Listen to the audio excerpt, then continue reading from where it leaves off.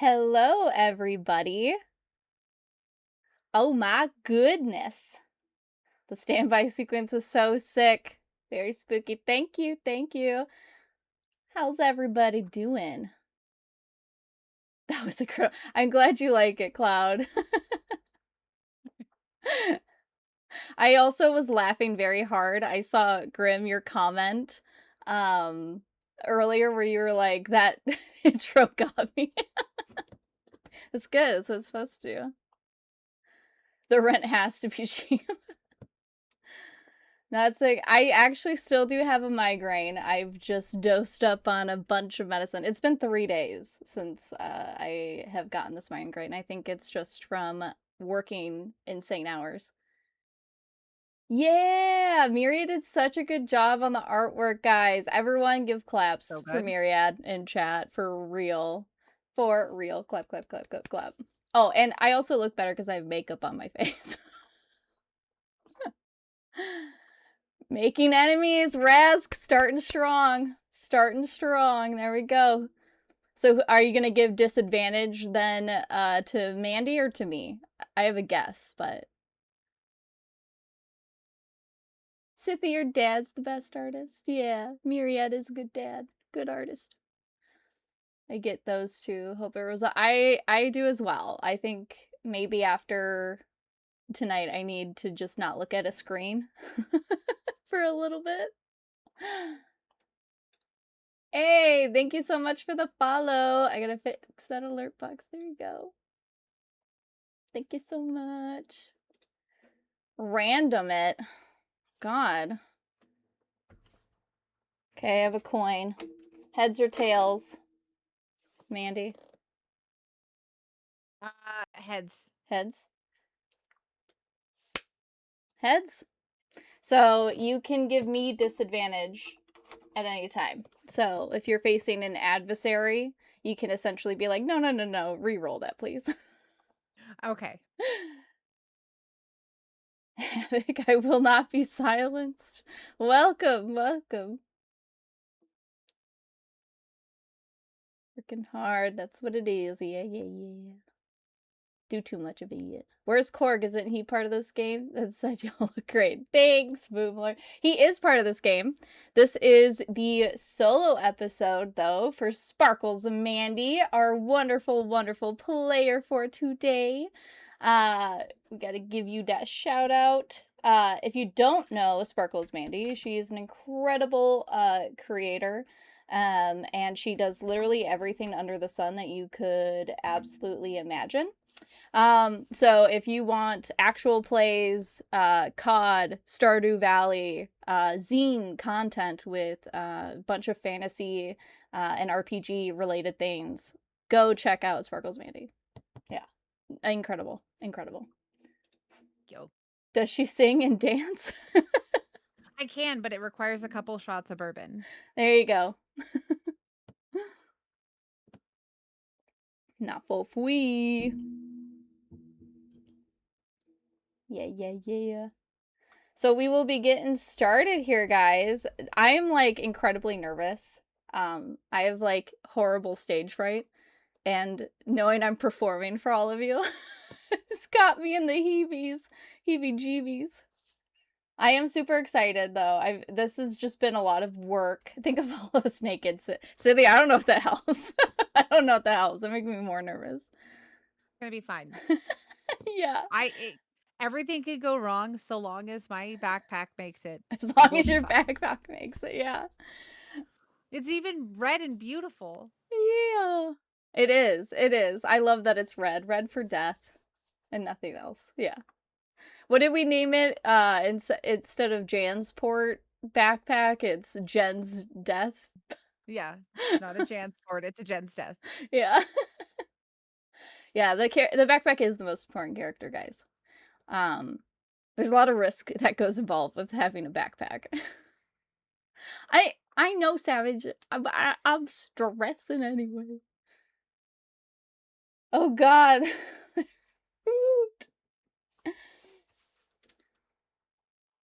Da, da, da, da. Okay, so We got spooky music. I know I'm excited. We're gonna set the mood. Everybody, welcome to Resident Evil TTRPG. This is an unlicensed product, but it was made by a fan over the course of 7 years or more. And okay, so how many Fridays am I losing here? At least 13, I think, or 10 to 13 for sure. The answer is yes. So, with Resident Evil TTRPG, we are big lovers and fans, and this is actually Sparkle's Mandy's first time actually interacting with the world of Resident Evil. So I'm excited to be the corruption of the future obsession into this dark and beautiful world for you. I'm excited. Yeah, I promise there's only going to be slight trauma induced. It's been a minute since I've had some minor trauma, so I'm excited for it. Yeah, I'm happy to deliver it for you. Absolutely. Keep in mind that this does take place in September of 1998. We will do our best to stick by all lore. Obviously, some things do change just slightly because we're interacting with it in a very different way. What's a little trauma among friends is fine. Exactly. Glad Mandy is the first sacrifice. Yeah, you and Core get to sit back and watch and see what to expect for your guys' solo episodes. Can you be a zombie? You can turn into zombies in this game. Yes, there is an infection scale or point system, so you can actually get infected and become a zombie on various different counts, but mainly we'll only really see the T virus and maybe the G virus in this series, or in this season of the series anyway. But please forgive me. I was born in January of 98, so I may forget that something doesn't exist in the year of 1998, or get a reference wrong, or, you know, do any, like, all the random fun things that exist in the years in which we're born. So please forgive me if I do mess any of that up, and same with the lore. I'm not perfect. I've done a lot of research, but unfortunately I can only remember so much. And oh, you're January 13th? We're a day apart. I'm 14th. That's crazy, Lex. Remember, always aim for the crotch. Is that what the brain is, right? To be honest, in the games, you don't ever aim for the head. You aim for the legs. You just aim for the leg because it slows them down and disables them. Going for the head, you'll waste more ammo. Most of the time. It's easier to just shoot them in the legs, stumble them, and run past. Fun little fact for you guys. But not quite. I was born in 82. You're old enough to be my dad, Wolf. Wow. 1970. Alright. So, folks. This is 18 and plus content. They're little trigger warnings for all of you. And I apologize for anyone who watches this back later or walks in randomly and stumbles upon grotesque body horror. But there are going to be some graphic scenes. Chat, maybe no longer PG-7. I tried fixing the thing again. So shooting them in the crotch works. Hell yeah. You can always try, Boomlord. You can always try.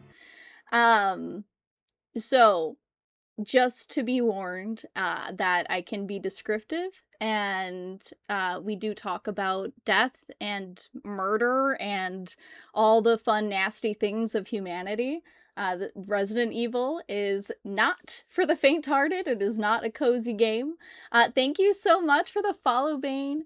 So Wait, just it's not a cozy game? it is not. Nope. No. Shit. Okay. No. Sorry. You're in it now. It's too late. You can't back out. So just please keep that in mind, that you are watching a horror actual play, and so I don't want any of you to be triggered or throw up or something, or maybe that's your thing and you like to push yourself. So there you go. Stardew Valley RE edition. I'd play that game. I would play that game. Wait, what? So just giving you that fair warning before we dig in here. But other than that, you guys as players do have things available to you um, to essentially help guide the game. So you have making enemies, which Raz had already cashed in, which gives someone disadvantage. So this allows whoever you choose to impose disadvantage upon whoever they like. So for instance, Mandy has it, and so if I'm attacking her with a zombie or another person, she can then use that against me to roll at a disadvantage instead of just a straight roll. And then there's also playing favorites, which allows you to give someone advantage. So if you were to give that to me, I could use that on any roll that I fail when attacking or doing anything else to the players. There's plot twist. Plot twist essentially allows you to force me to throw in some random ass encounter that otherwise wouldn't have been planned for the game. And then lastly, there is the powerful Palmer appears. This is a deity who can cross dimensions.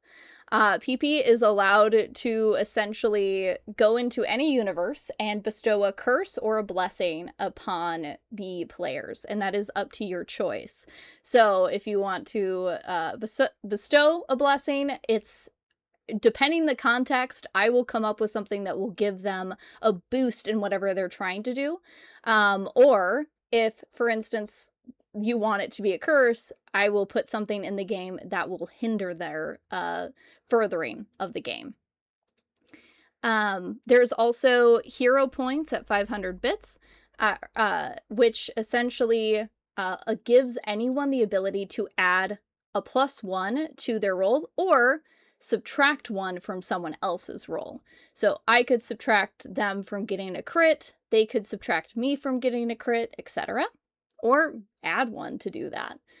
And then lastly, and I don't know if I have put the right timeout on this yet, but there's Zombie Horde, which has already been redeemed twice, which essentially sets a horde on the characters, which I'm hoping that I said it right, which I just want it once or twice per stream is allowed. But there are 2 already in the bank for me to use at some point because it happened before we started playing the games. So, with that, you're lucky, Mandy, they don't have a bunch of points to randomly screw with your session yet. Yeah, Bane. It's coming, though. A horde. Oh my god.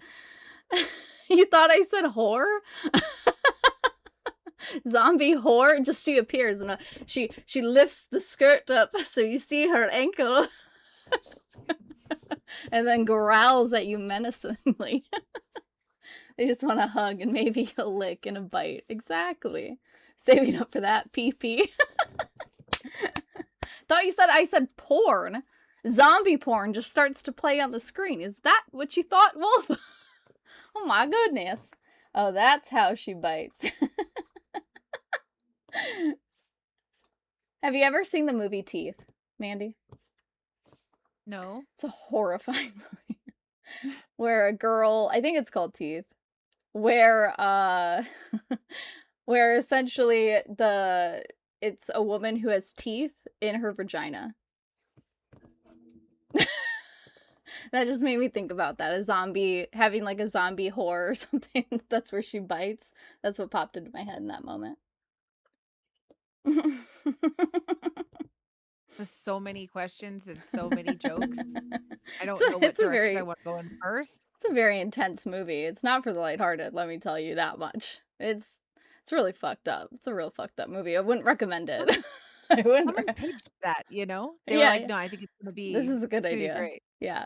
I would not recommend that movie. I would not recommend. Why have you seen the movie? I don't know, to be honest. I love watching weird movies. My favorite movie of all time is called Rubber, and it's about a murderous tire. I genuinely think that movie is some of the best cinema in horror. And because of the fact it knows what it is, it knows what it's doing, and I can appreciate that. And I genuinely love that movie. I've never shown it I to really someone and then them be like, I hate this movie, because it explains it right off the bat. Yeah, Christian, Rubber is so good. Mandy, you need to watch it. I'll write it down. Yeah. It's about a tire who explodes people's heads. And I wish that was a spoiler, but it's not. It happens like in the first like 10 seconds. When I finished Teeth, I questioned why I ever watched it. Yeah, it's horrifying. But I love watching. Sorry, Myriad. Thank you. Thank you. Got me. Okay. The focus pickle. The Focus Pickle has been aired. Okay, so spooky time.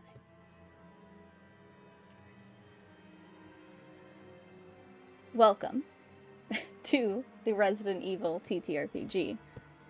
I am your GM, TR Nickel, and we have our first survivor, Jennifer Hargan, played by Sparkles Mandy.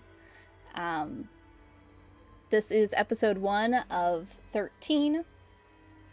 This is a solo episode where we are going to dive into where Jennifer currently is in the midst of a zombie apocalypse that she has no idea has yet started.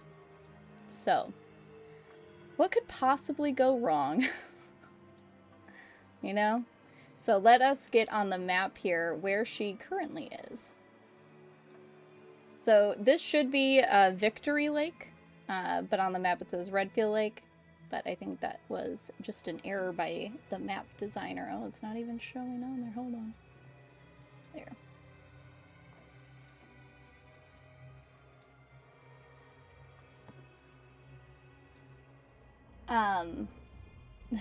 Bane sits back in the corner to enjoy this total masterpiece, not just a zombie feeding session. Exactly.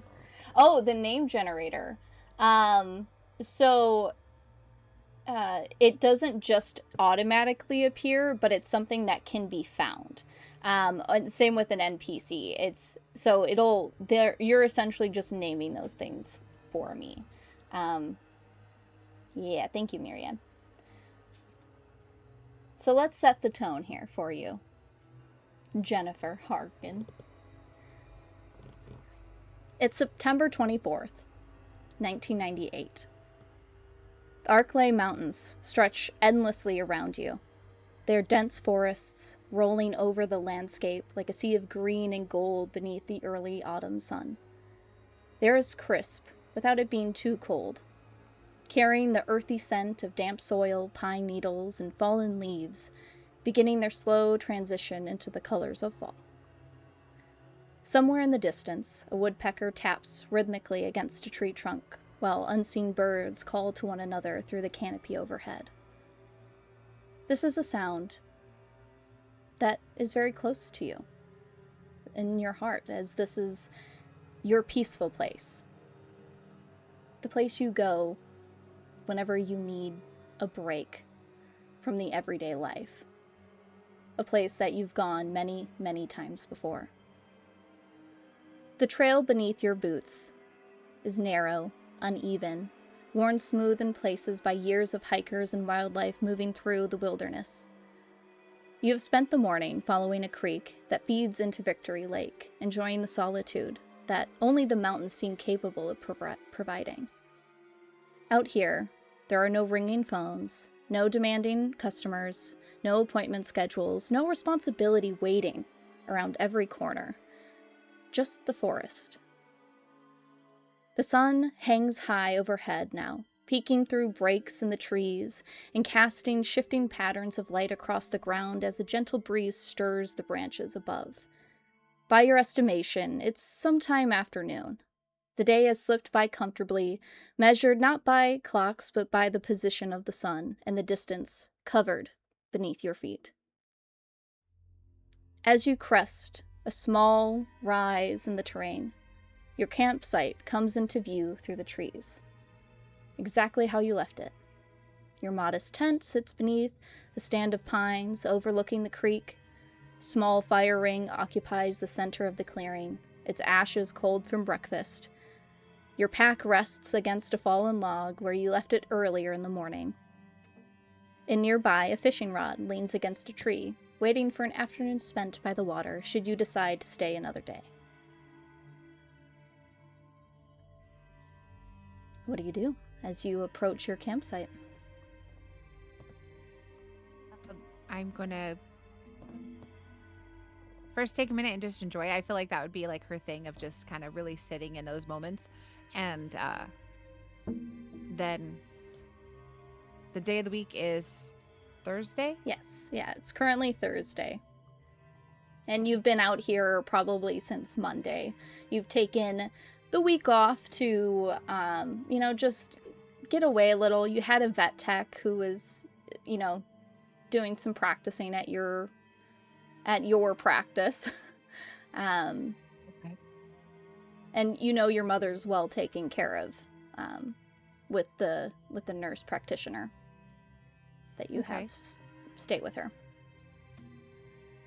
I think she probably has had her time and has spent her time getting, I guess, her nerves back and her wits back about her, and start making sure that I was prepared and ready to leave.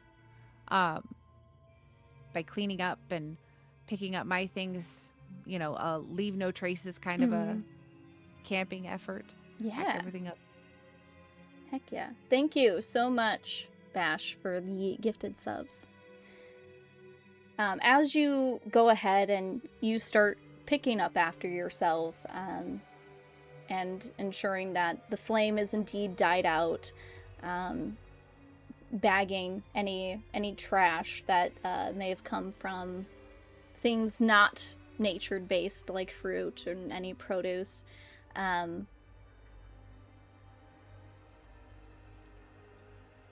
you start to hear a faint static coming from your AM/FM radio. The one that you brought, just in case. And it's been pretty dead, which has been somewhat abnormal. Normally at night, there's always some type of an announcement about tomorrow's weather or something in that regard. But it seemed like last night, either your signal was bad or maybe nothing had come through. But you start to hear an announcement begin to pick up. Can I go turn up the radio and hear it? Yeah. Thank you so much for following.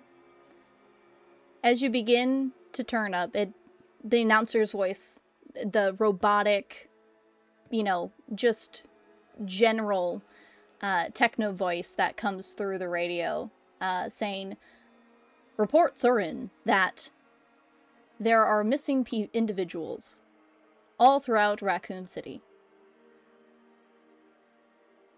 Hospitals begin to be overwhelmed as illness begins to spread through streets. All residents are advised to stay indoors during this time. And it repeats a few times.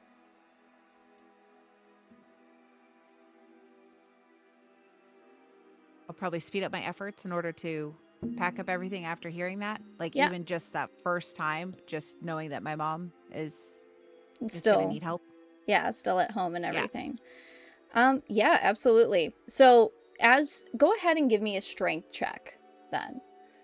So go ahead and roll a d20 for me and then add your strength modifier just to see how essentially brute forcing you're getting the tent down and into the thing, throwing it into your car or truck. Thank you so much for the follow. So the modifier is on this. I rolled 14. Yep. And then you add, I think you have a negative to your strength, A correct? -1. Yeah. Right? So 13. So yeah. So with that, I'd say you feeling like coming off of May, right? There had been a bunch of disappearances happening actually in the area a little north from where you're currently camping. But things seem to have died down. And, you know, with Umbrella being in the headquarters of, in the city of the headquarters of Umbrella, which is, you know, a major medical, you know, pharmaceutical company, you're just, maybe you have some type of suspended disbelief of, you know, like, maybe is it not as dramatic as what it once was, as you're beginning to pack things up and put things in the car. You're trying to go as fast as you can, but part of you is just doing it at a steady pace, you know, versus like a frantic Right. pharmaceutical. Yeah. But once you get everything packed, your backpack in the seat next to you, I'd say you're more than able to begin your journey towards this into the intersection that eventually takes the road into Raccoon City. Okay. So, thank you for gifting that sub, Sithy.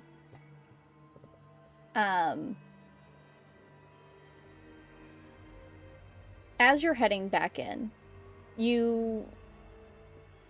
are you looking for anything? Are you doing anything? I think with hearing that people are supposed to be returning to their homes, Jennifer's first response would be assuming that those that are in care of her mom might need to get back to their loved ones. Because priorities are priorities, you know? And so she would be just really focusing on trying to get there. You know, as far as Umbrella and her having knowledge of those things, is she positive, like in a positive, upbeat thought towards Umbrella, or is she one of those people that would question their integrity as a company? Like, do they do questionable practices with like testing on animals that she would know about or anything like that? You would know that they do testing on animals. It's considered ethical testing because it's medicine for a wide range of people.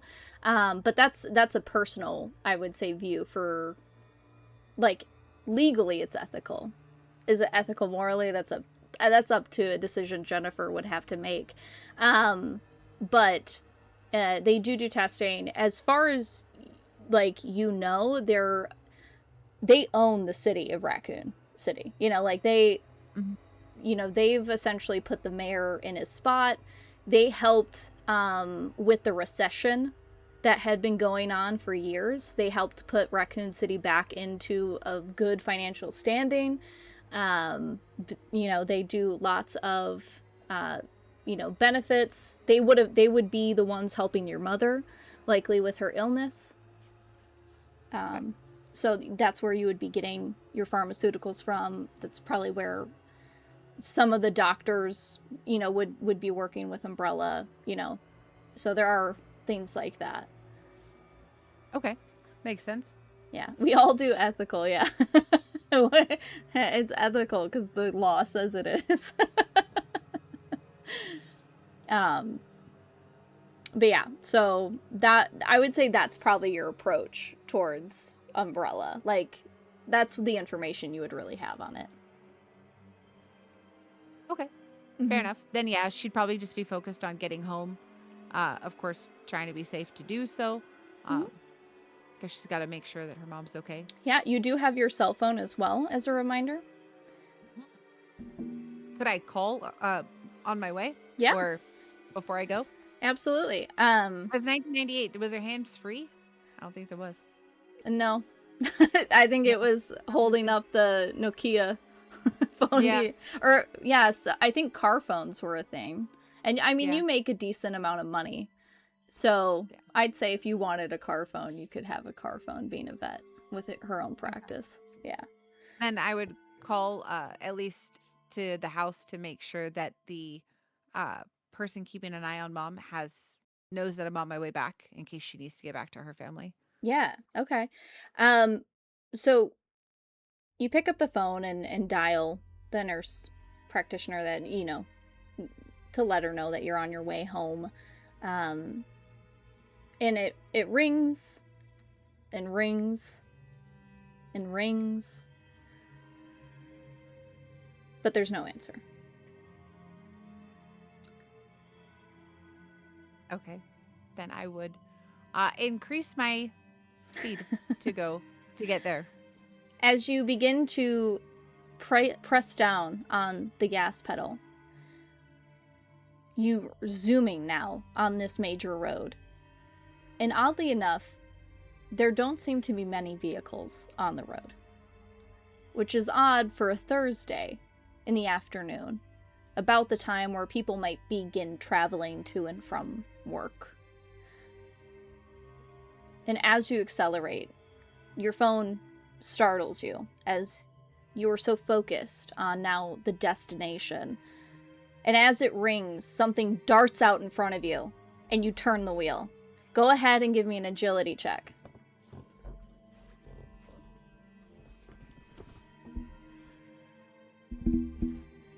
It's 15. A 15. Okay. So as you're driving, you turn the wheel as hard as you can, and instead of ramming into a tree or flying off the road into the forest, you're able to just turn the vehicle where you're horizontal on this two-way street.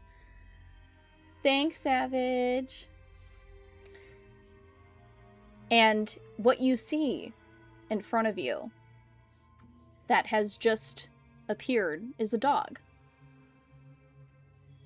that seems to be rustling around now near the bush.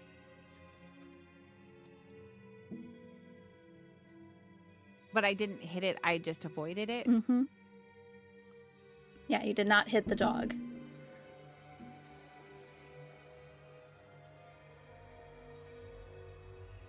If you'd like, go ahead and give me an awareness check. Okay. Thank you guys so much for the hype train. I appreciate that. Who says that they're the zombie? So that's a 6 with my +2. This is, it seems like you see a collar on the dog.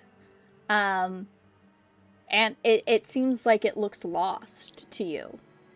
And that it's out here in the middle of nowhere.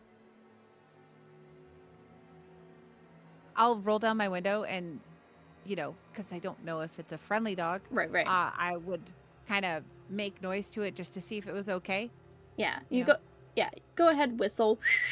And the dog does turn towards your direction and begins to, like, scamper over towards where your door is. And you said you have your window down? Yeah. Okay. Hold on just a sec. It lunges straight through your window.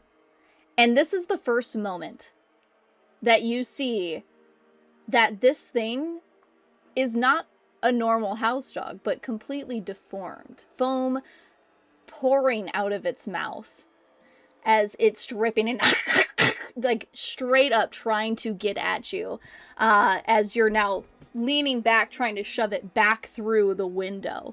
And it is dead set on trying to rip. You see part of its ear missing, part of its face is missing. It has blood all within its teeth. You've been around a lot of animals being a veterinarian. But this is like the worst case of rabies you probably have ever seen. The fact that it's starting to deteriorate the actual form of the dog. Or maybe perhaps that was from the fight that, eventually gave it rabies. But this is like, it is coming straight at you. Okay. In the assumption that I would see it is frothing, foaming, attacking at me at that point, um, I would, because I would assume as a regular camper, you know, I would know where my knife was. Yeah. Yeah. You would have... I would reach to grab that to try to stop the dog. Sure, go ahead. Give me a, let's see here. With your combat knife, let me make sure I have those steps up for that for you. Combat knife. There it is.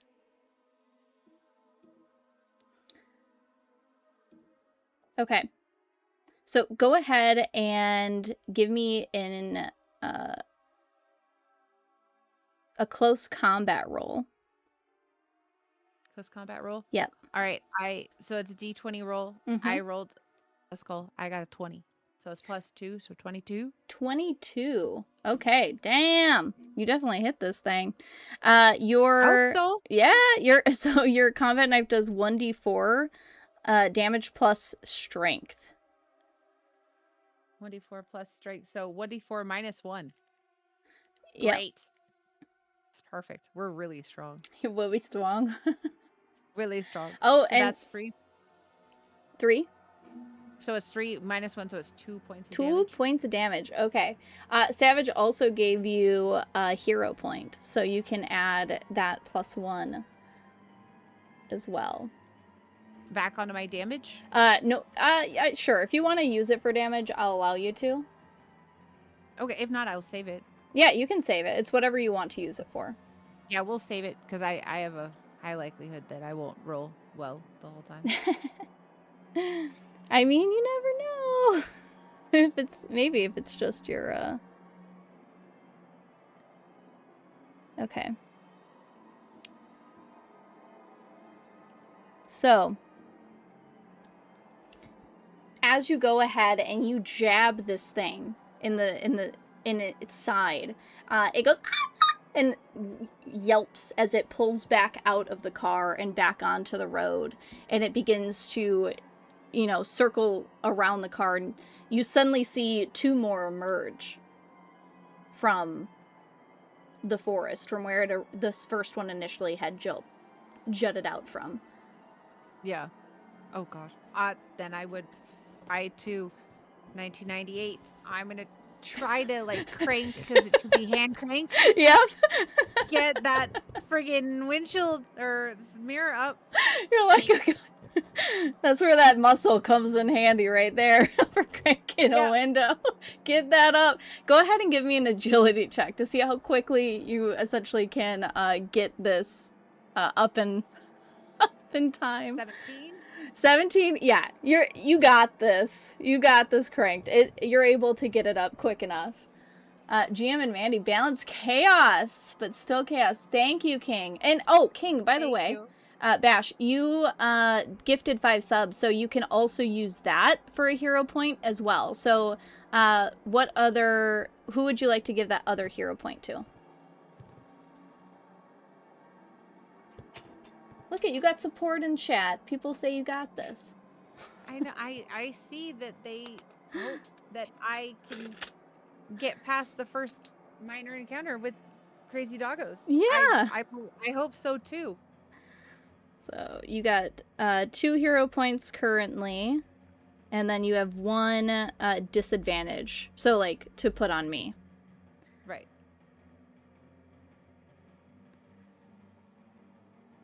Okay. I have 1 hero point.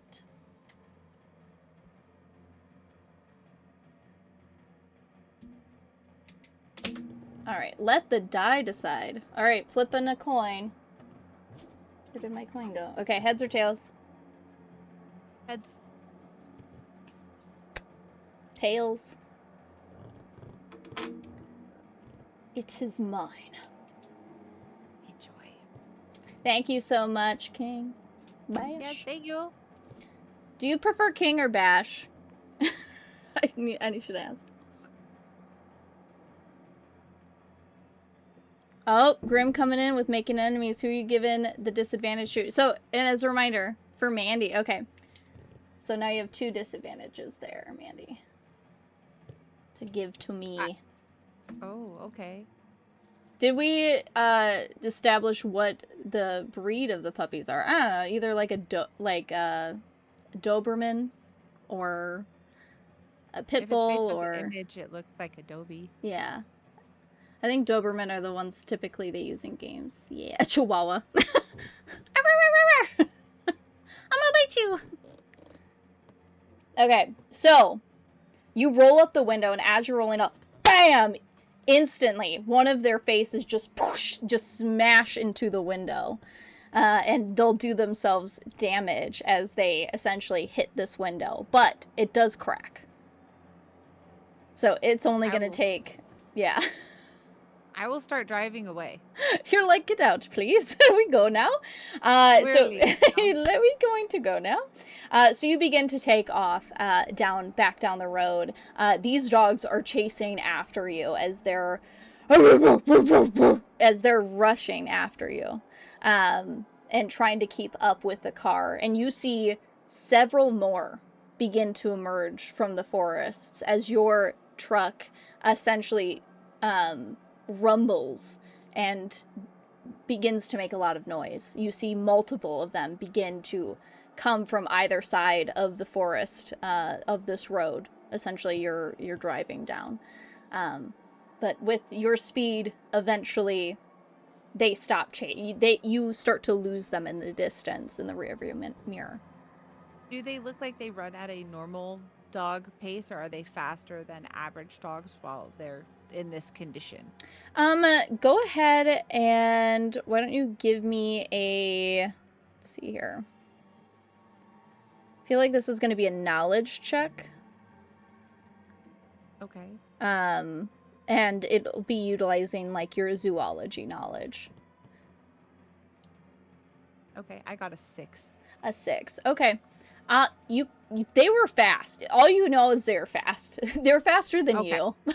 They were faster than what you could have run. But it seems like you're able to head on without them catching you inside your truck. Thank you so much, Grim, for the hydrate. So as you're fucking pedal to the metal, what are you feeling? You just got attacked by these rabid animals, like, out of nowhere. What's kind of going through Jennifer's mind at this moment? Thank you, Christian. I think that between the... You know when you're so caught up in something else? Yeah. That, and I think that she would ignore it away. Like, she would just rationally justify it in her mind of, like, bad owners, sick dogs, not getting taken care of. I mean, I feel like she would just rationalize it away because she's got a path that she's in her mind she's gonna get to. Yeah. I think with having a terminally ill parent, that responsibility on herself, caring that people are supposed to be staying in their homes and that she has a caretaker for her mother. I'm sure she's gone through bad ones.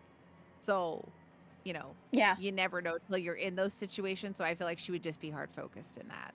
Yeah, absolutely. You can't let an emergency deter you, you know, like, you gotta, you know, or anything else deter you from getting to where you need to go. All right, Grim, you release the beast. The door's open, but I can call them to see if they'll come. Bonbon! Bonbon, my nana! Oh, hi, Bonbon! I just saw his head go, what? He's just over there taking a nap, and he's like, what? What do you want from me? Hi, Bonbon! You good boy? You so handsome? Yeah, you chunky and handsome. Oh, he's coming. He's coming. He got up because I was complimenting him, and now he's going to want attention, so thank you for that, Grim. As you rush back, hi, Boy, come on. Well, come on, they want to see you. You got to win. You got to, you know, pay the rent here, buddy. Come on. Come on. What a good stretch. Come on, buddy. I know you just woke up. Oh, there we go. There we go. There he is. There he is. Look at this rabbit animal. Whoa. Look at this rabbit animal. He's adorbs. Yeah. Does Bonbon. You start to see other vehicles as you head back into the city.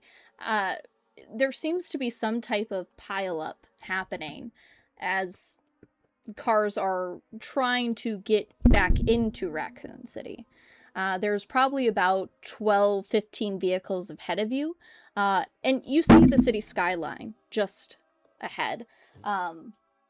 But there seems to be some type of blockade or something in the way of the road that's stopping from all of these vehicles, including yourself, from just going through.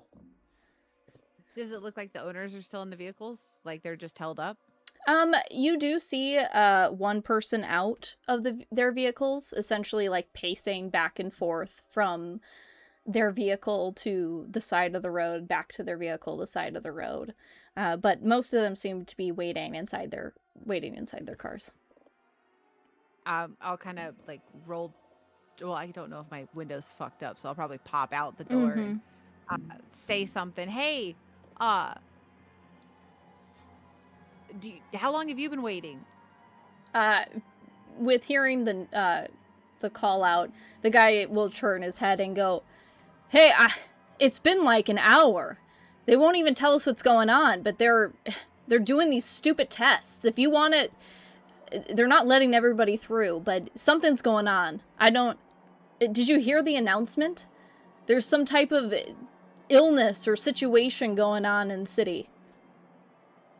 So they're not letting anyone in? Okay, so then she'll open the door and start heading forward, looking behind her just passively for crazy dogs to be coming. You look back and there's nothing there right now. Nothing right there. Okay. I'll say there were some really crazy dogs. They were attacking me and I don't know, they looked really sick. What? Yeah. I did hear the announcement on the radio. Are there any officials? She'll be looking around, kind of like talking to him, but also past him at the same time. Yeah, you do see what looks like the National Guard, essentially just up ahead in some vehicles that are what are blocking the road. Okay, and I'll walk back to my car. Yeah. Turn it off, grab the keys, and I'm gonna reach across and grab my backpack. You gotta grab your backpack. Yeah. I'm assuming all my stuff is in it that are like, your normal, your wallet and whatnot that you would have. Yeah, like, absolutely. Your existing things. Your ID. And, yeah. My death bag. And here we go. And I'll go make my way over to the officers to just kind of flag, hey, because I'm assuming she could show like ID, so she might need to get in. Yeah. So just walk up, excuse me, officers, or do you have a second? As you're like approaching, you see different men and women essentially up in the line, some of them holding like large military grade weapons, automatic rifles, essentially, as they're watching you approach. And one of them kind of starts to get tense as you're walking up, and they go, "Hold it there, wait your turn, get back in your vehicle, we'll approach you when we're ready." Put my hands up and walk back. Oh, okay. I have a terminally ill mother. I was trying to make sure she has help since everybody's supposed to be on lockdown. No worries. Yeah. Kind of just start to, creep back. The guy who essentially had been talking to you, or you had approached and called out to, he kind of comes up as you're making your way back, and he goes, "Don't take it personal. Everyone's on edge. I don't even know what the hell's going on. I got my kids in there. They're at school right now. I had to run out for a job just outside the city, and now I can't get back to them. I have no idea what the hell's going on." But you said there was dogs, these rabid dogs. Do you think it's Yeah, rabies? Is there an outbreak of rabies or something? Is that what it could be? I would know that I haven't dealt with any increased cases of rabies, or have I? Or any have I noticed, like, in the last bit of time, any increase of animals getting attacked by other, quote, woodland creatures, Right. or like anything like that that would lead me to suspect that there's been any increase of attacks? Because you know Sure. how, like, if something bad is attacking anything, like, Yeah. you'll bring in your animals. So I would say this is probably like you're trying to essentially remember, like, I would say I would give you systems instead of knowledge in this one because it's about local behavior. okay, Which that is the system you have. You're trying to remember of like any cases coming in, studies or articles recently found, anything like that. okay. So So it's a D20, 15. yeah, 15 total. No, 17 total. Perfect. Okay.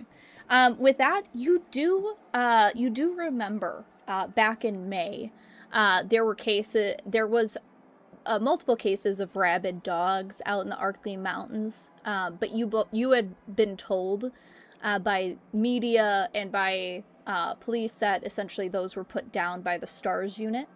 Um, Back in May, they believed to be a part of the attack on some of the trains and that had been running through the Arkley Mountains.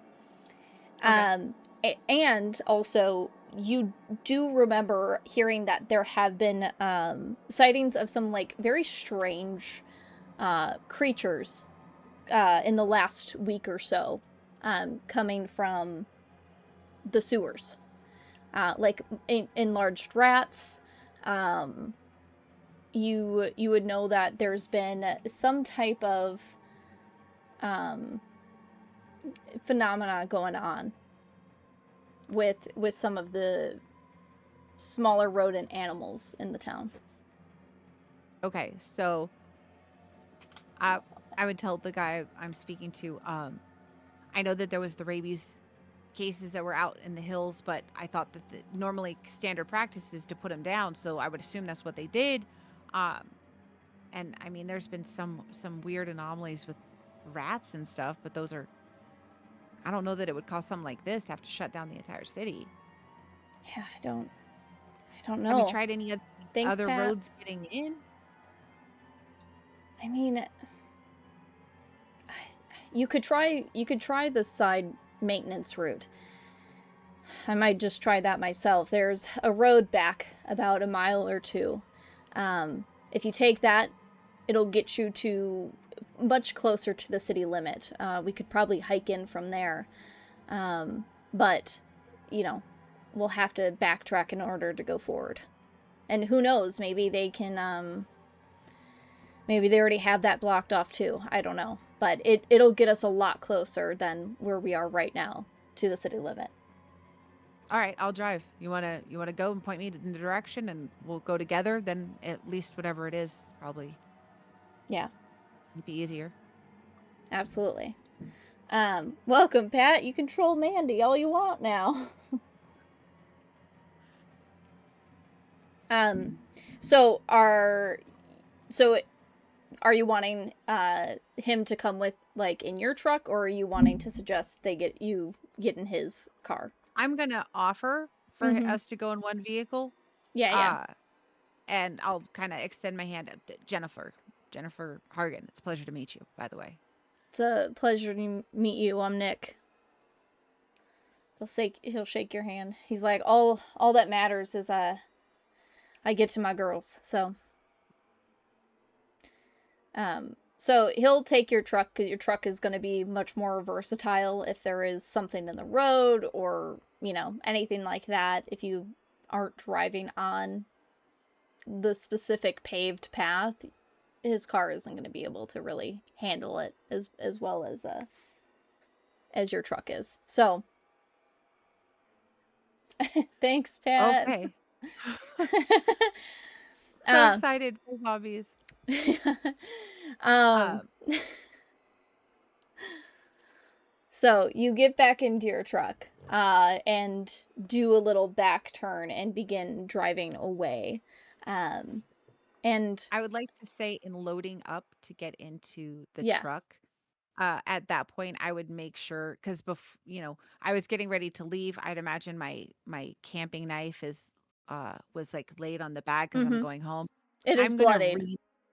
yeah, I'm gonna re-put it onto my belt though, so that it's Okay. easier grab, and I'm gonna make sure that my firearm is in a safe, grabbable position considering this, that we got attacked by the dogs. Because I am really worried about the dogs coming Yeah, back, and that is a so worry. yeah, they were fast. See, I don't know how fast, but they they were were fast. fast. Yeah, they're fast. He doesn't notice the knife or like the blood or anything. I think his mind is just so focused on getting to his girls, that, he isn't really keeping track of what it is you're doing.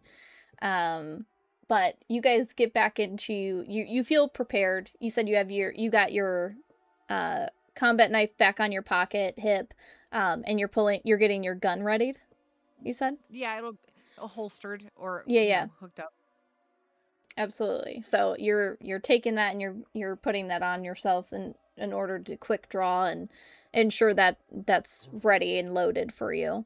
It looks like you have 17 bullets currently. Um, so just make sure to keep track as you utilize those bullets, as you will have to find more or obtain more if you run out.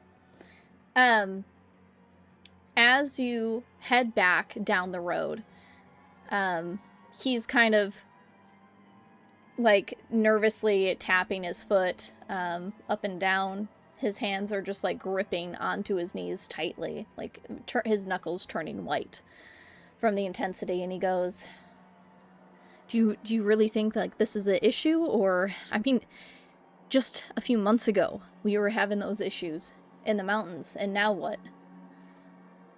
Like what is this? What?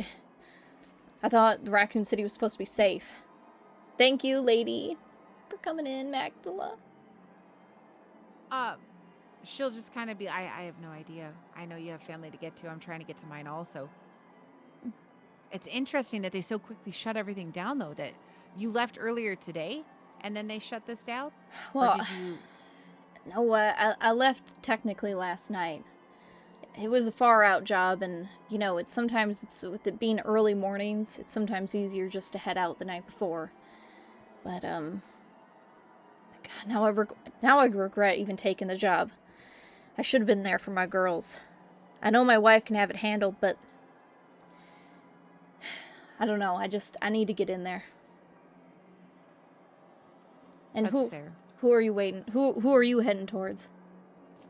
My mom, she's really sick, terminal, and she has a caretaker right now. But Mm, when I heard on the radio that they were sending everybody home, um, I mean, they have families too. Can't expect them to just stay with her. right, right. Well, So I'm sorry to hear about your mom, and I hope that she's gonna be okay. hope But so. let's just But hope either that way, this is blown out of proportion. Media does that, right? Makes it more dramatic than what it's supposed to be. how long have I lived in Raccoon City? You're pretty much your whole life. This is probably where you moved to. When How you many in times have they locked it down since I've lived here? 0. Okay. There, yeah. I'm gonna know that, but not tell the person obviously losing their mind. I'm gonna just be like, Yeah, based on his accent. sure. Yeah, based on his accent, you can assume that he isn't, from Raccoon City. This is a Midwest location.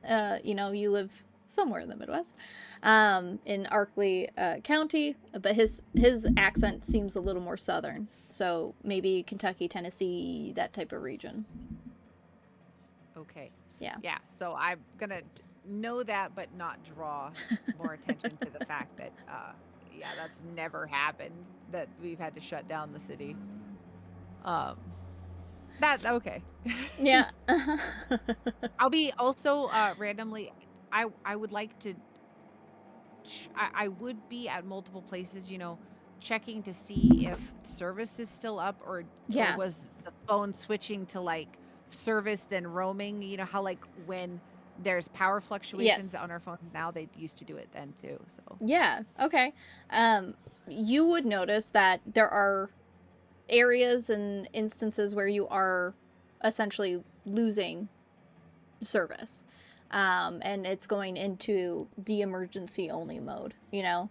Um, so you're losing that connection quite frequently as you're driving back.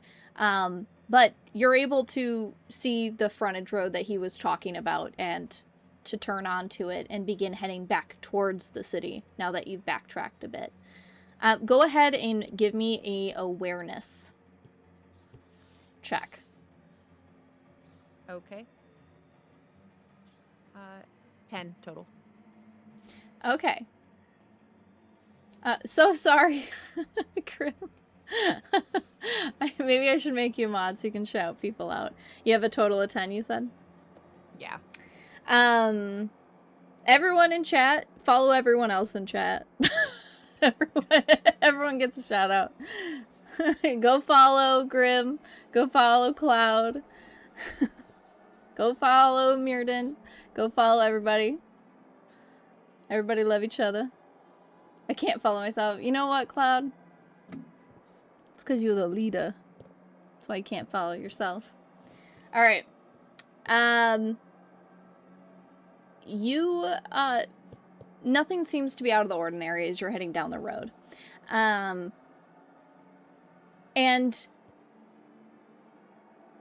it feels like as the guy sitting next to you, his anxiety begins to wear off on you a bit. As he's like becoming more and more fidgety and more anxious.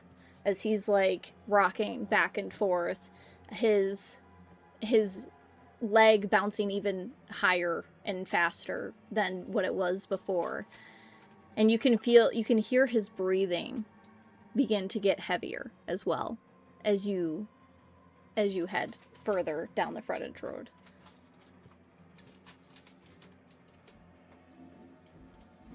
I'll say, so Nick, what job did you get? What kind of job did you get? Oh, I deal in septic tanks and different plumbing issues. Someone was calling me out near their farm because their septic tank wasn't working right. I don't know. It was a lot of money, and I took it because it's expensive living in the city, but it's good for the girls. So God, do you mind driving faster? I feel like we just need to go faster. We need to get there quicker. And I will make sure I there is a speed limit, and then there's like, you're not supposed to say that, but there's a reasonable speeding over that. Yeah. There. We know what that all is. Yes. We don't have to say that. I'll be doing that speed. Okay. So instead of like the 55 on a frontage road, you're doing like 70. Got it. Yeah. Got it. Like when it's reasonable. We're not going like 90. I mean, that we're not going to be stupid in an emergency. Obviously, there's something wrong.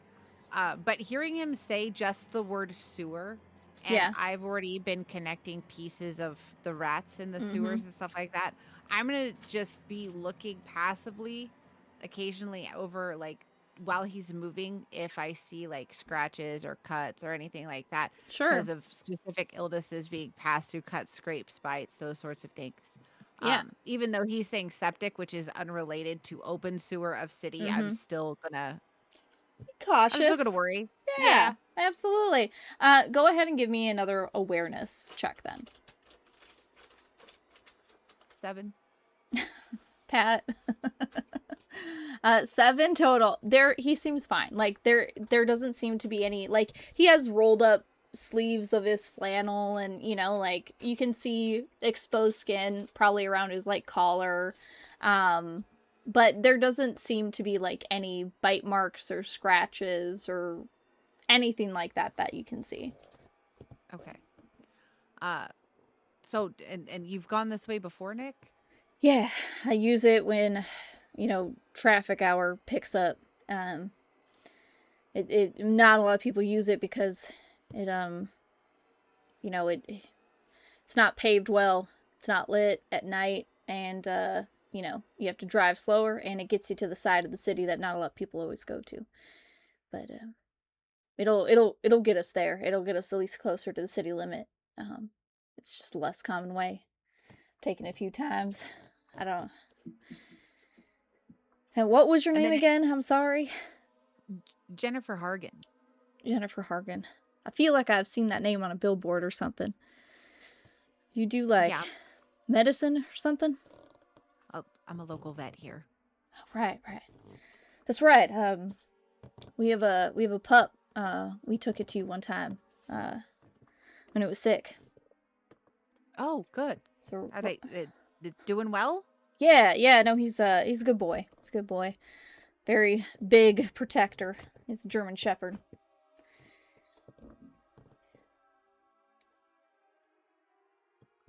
Named him Rough. Love you so much, but I don't want to tell you what's going on in my head. I'm scared. Tell me what's going on in your head. I'm literally writing notes like, oh, he's got girls and a wife and a German Shepherd named Ro. I was like, I'm knowing a lot about this guy. You're gonna murder him. You're gonna murder him. You gonna murder him. No. Oh no. Nickel dropping into the right accent. Sounds like she's about to bust out Toby Keith karaoke. I always keep you on your toes, Pat. Welcome to the show. Brilliant. Uh, And in hearing that, I'll start talking about fun facts about German Shepherds that, you know, Fantastic. one of my favorite things. Just random things that just to distract. I'm sure as a person, she's used to this with treatments for her mom and stuff, just distracting tactics. Yeah. Go ahead and give me a persuasion, or give me an empathy check. As you're trying to kind of like engage with him, calm him down, keep that anxiety level reduced. 19. 19. Woo! Look at you. Do you want to go for that critical? Use one of your hero points? Remember, Yeah, sure. you have to confirm it, too. So you can roll it, and then you have to get 20 again.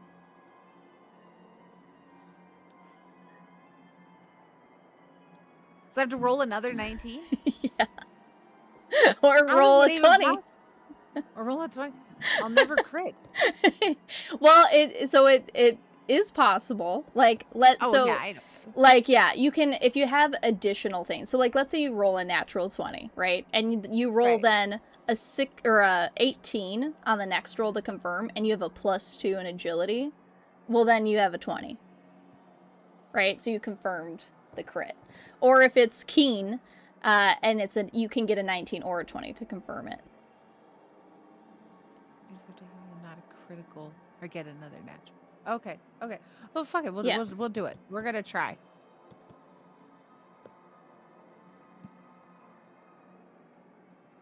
That was a 10. A 10. Okay. Big ball of moves. So, you are distracting him. You are able to see him, like, his leg begin to kind of calm itself as he's, like, listening, and he chips in too as well, about, like, you know, his family dog, about Ruff, about, like, some of the funny moments he's had with him, how he's, like, super intelligent and, like, knows things that dogs probably shouldn't know, how he's really good at sensing things, and is just, like, an overall very good boy, and, you know, like, you feel like this guy is 100% the family man. He has a lot of detail, and he always brings up his girls, and he seems like he loves his wife, as he mentions that they only got Rough because she wanted him, for when he was gone doing work and things like that, and it just, you know, it just seems like he's really anxious, and he's very scared because he can't be there with his family right now. I think Jennifer's gonna really take that to heart and trying to really want him to get home. Yeah. And seeing how nervous he is, she'll of course have it'll get her, but I think she's so used to work and just shutting stuff down that she's pretty good at it at this point. Yeah, And absolutely. once he's kind of chill, just focus and keep out. Well, how long from where we're going in? About how long will it take for you to get back to your home and to your girls? We live near City Hall, just off in that residential area. So I I feel like, on foot it'll take me probably an hour, 2 hours to get that far, but it's fine. As long as I can get in the city, I can get to them. I'll probably go to the elementary school first anyway. Make sure that I pull them before heading home. Fair enough. Okay.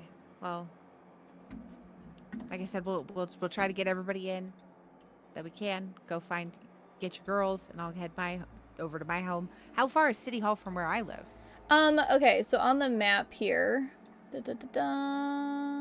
where did it's over?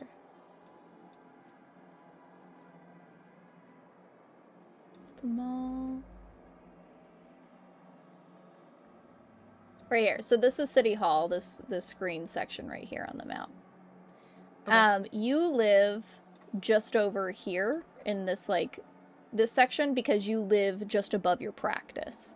So you live what is considered a commercial real estate location, and so half the building is, let's say, an herbal hippie shop, and you are next to it in the as your veterinary practice.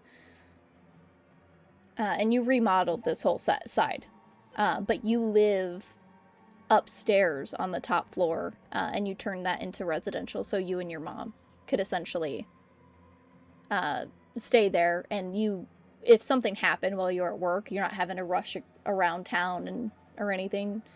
You just live right above the practice. Okay, perfect. Mm-hmm. But he's not going to ask, so I'm not going to say where I live. So I'm just knowing in directions of if we're going in the same kind of direction. Let me see where the school is, because I know here's the high school.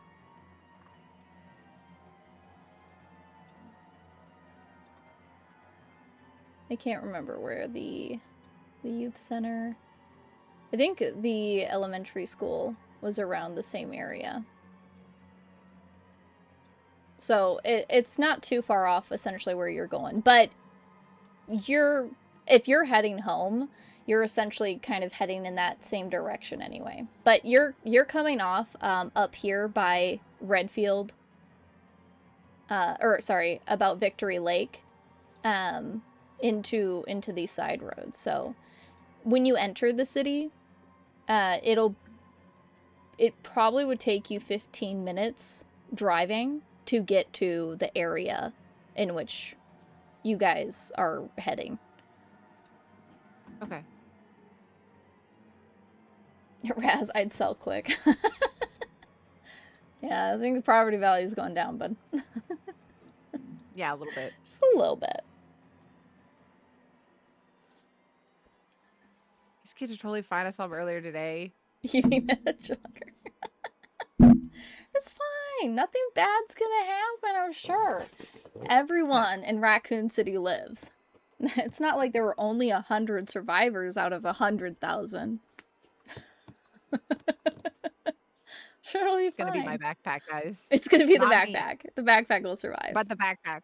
Yeah, Korg will make sure of that. Good. Very good. So, as you guys continue to kind of bond and talk back and forth about your respective families, he'll ask questions back to you about, how long have you been studying for a vet? How long have you had your practice? He'll ask about your mom. He'll ask about, as you guys essentially are heading, toward the city. And it takes about 20 minutes in addition to the normal time it would have had driven had the blockade not been there. But you start to see cars again where it had been dead. But this time you see them kind of pulled off to the side. And as you're driving past them, because they're not blocking your way, you don't see anybody in their vehicles. They're all just, it looks like they've all been left behind and abandoned. I'll look over to say to Nick, that's really weird. Yeah, I don't think I've ever seen people park out this way. But I don't know, maybe there was a blockade here earlier, or maybe, I don't know. But it's not blocked, so I guess we keep going, right? Yep, that's what we can do, is try to get into town. I mean, unless you want to get out and check. It's up to you. I don't know. I feel like we need to go, but no, we're gonna go. We're gonna hard focus. We're gonna get in to go to our people that we need to. I feel like that's the last time I slowed down, I got attacked by a dog. That's right. Maybe we don't. And as you begin to head, give them the old Leon spin kick. Kick him in the balls before you leave. Everyone's hating on Nick in chat. Mandy. Yeah, they wanted me to shoot him. Yeah.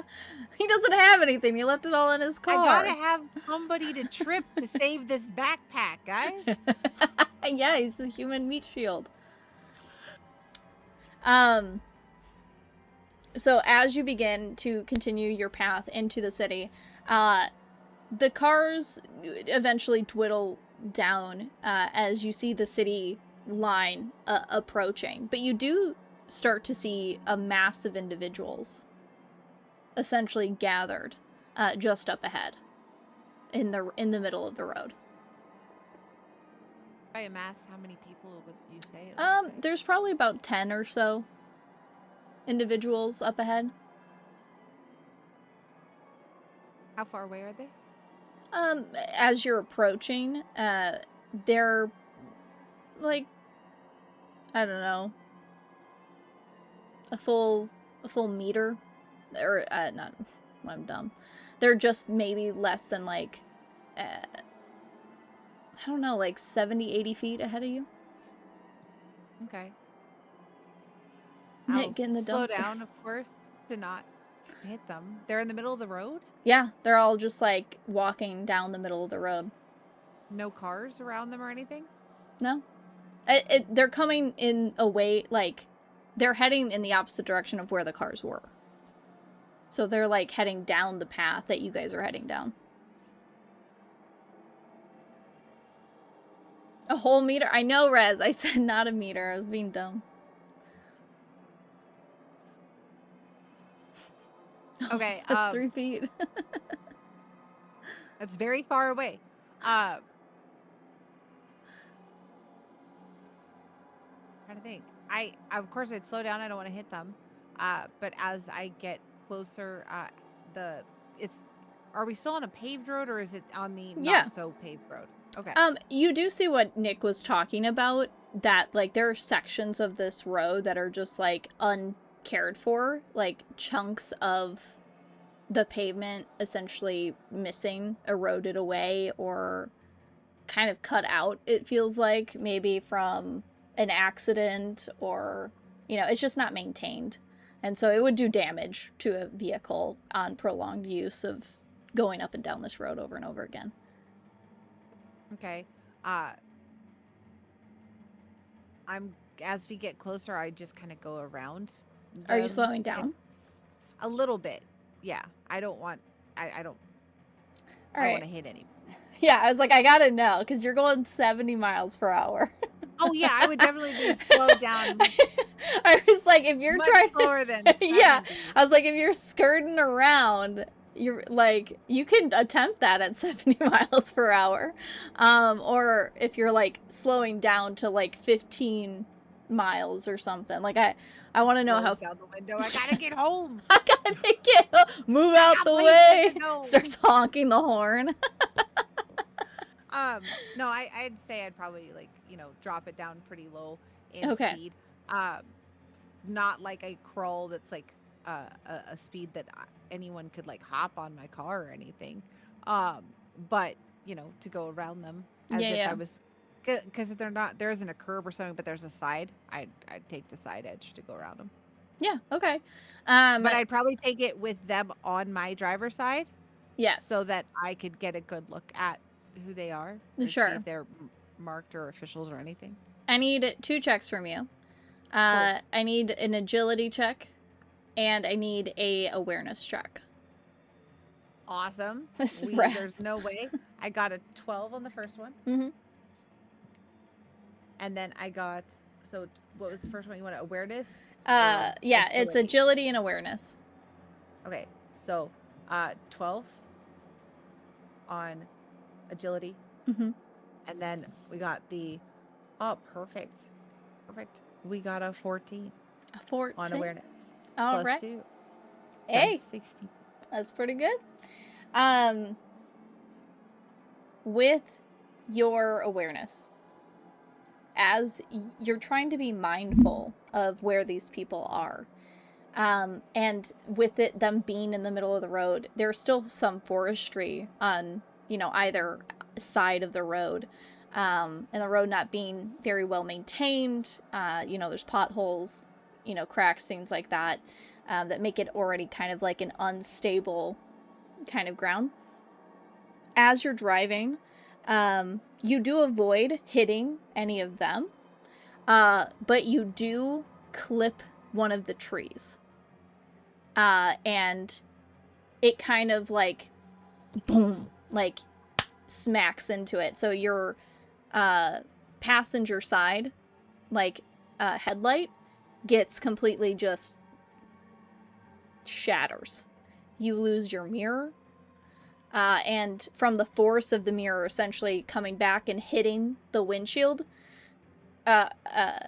it also shatters. The right where Nick, and he quickly covers his face as the glass comes inward towards him. I'm gonna add, holy shit, are you okay? He's like, maybe when we're around people you take it a little slower, or maybe honk so they get out of the way. He's very jostled. He's like, do you need me to drive? Are you okay? No, I think we're totally fine. How far are we from passing them where we hit the trees, like literally right there by them? Yeah. Or is it just while we're getting back on It's just okay. in front of where you would have been passing them.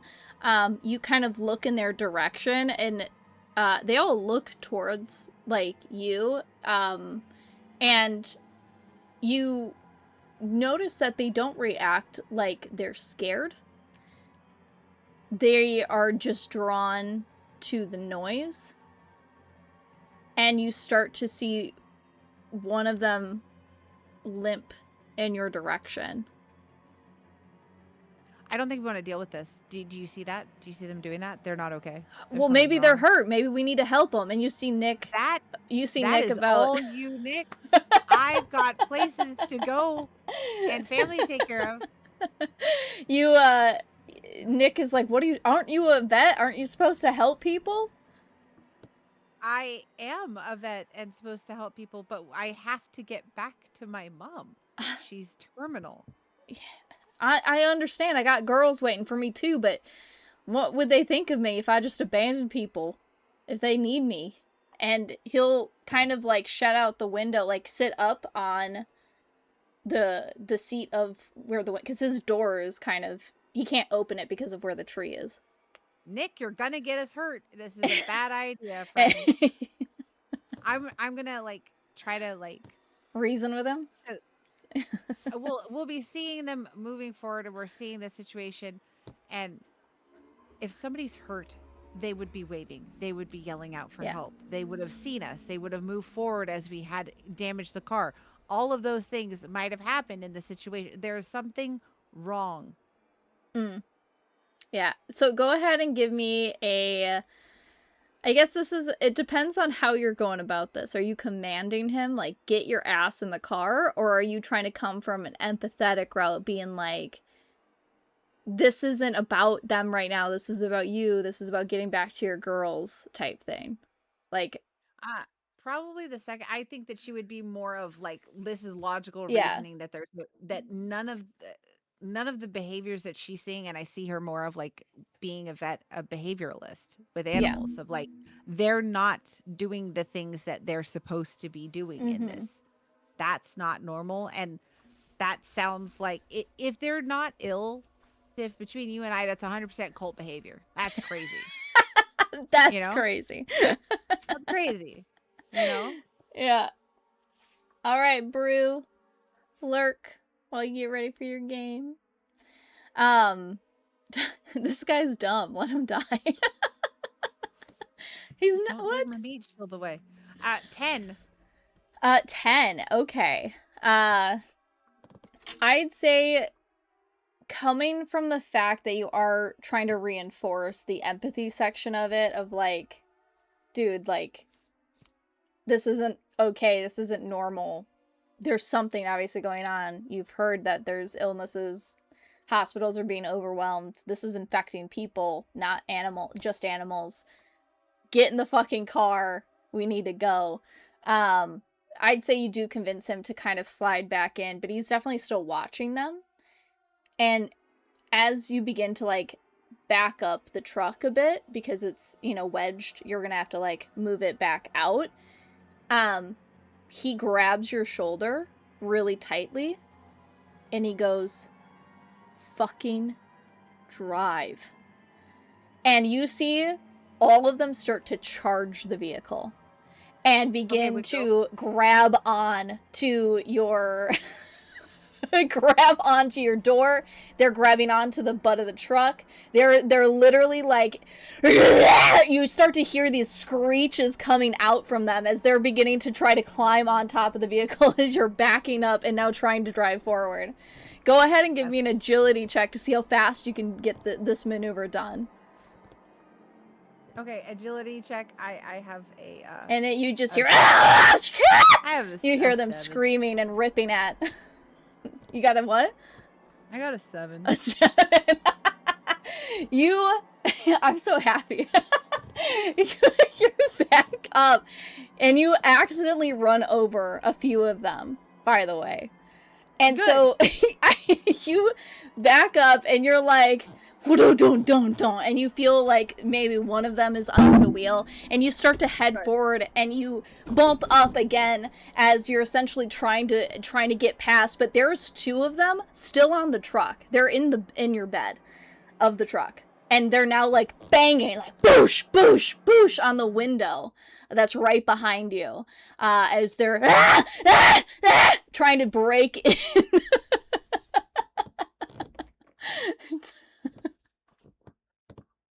Is there a way that I could like put like a quick turn on the back end, like almost push a fishtail a little bit, just to kind of knock him off? Yeah, go for it.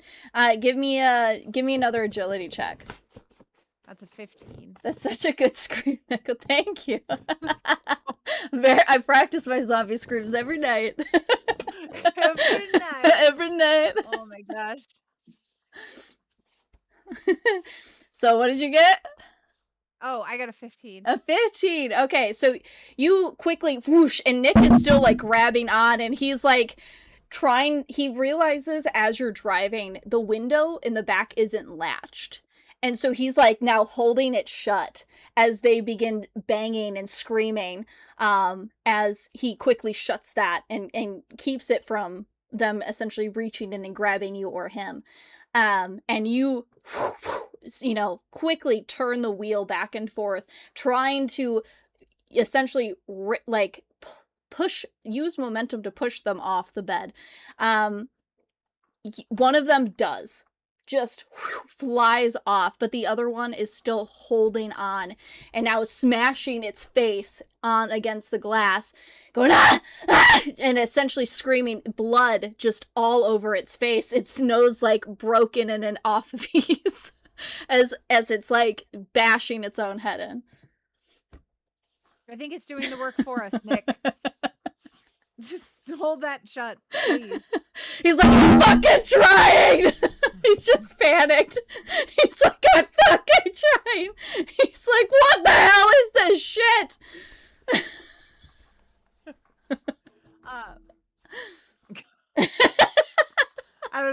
He's gonna be doing, I'm like, listen to me, Nick. We've got it. We've got to have an understanding. You and me right now, Nick. You and me. You got it? You hear it? Yes, I'm here. If they're like that, it's okay to fucking kill them, right? That's okay? I don't fucking know, but I sure as hell don't want to be one of them. No, it's got to be a yes, it's okay. That's... Go ahead and give me a command check. This is perfect. I got a 1. He's like, I don't fucking understand what's happening. You just murdered those people. You just ran them over. What the fuck is happening? Why are you bashing his face in like that?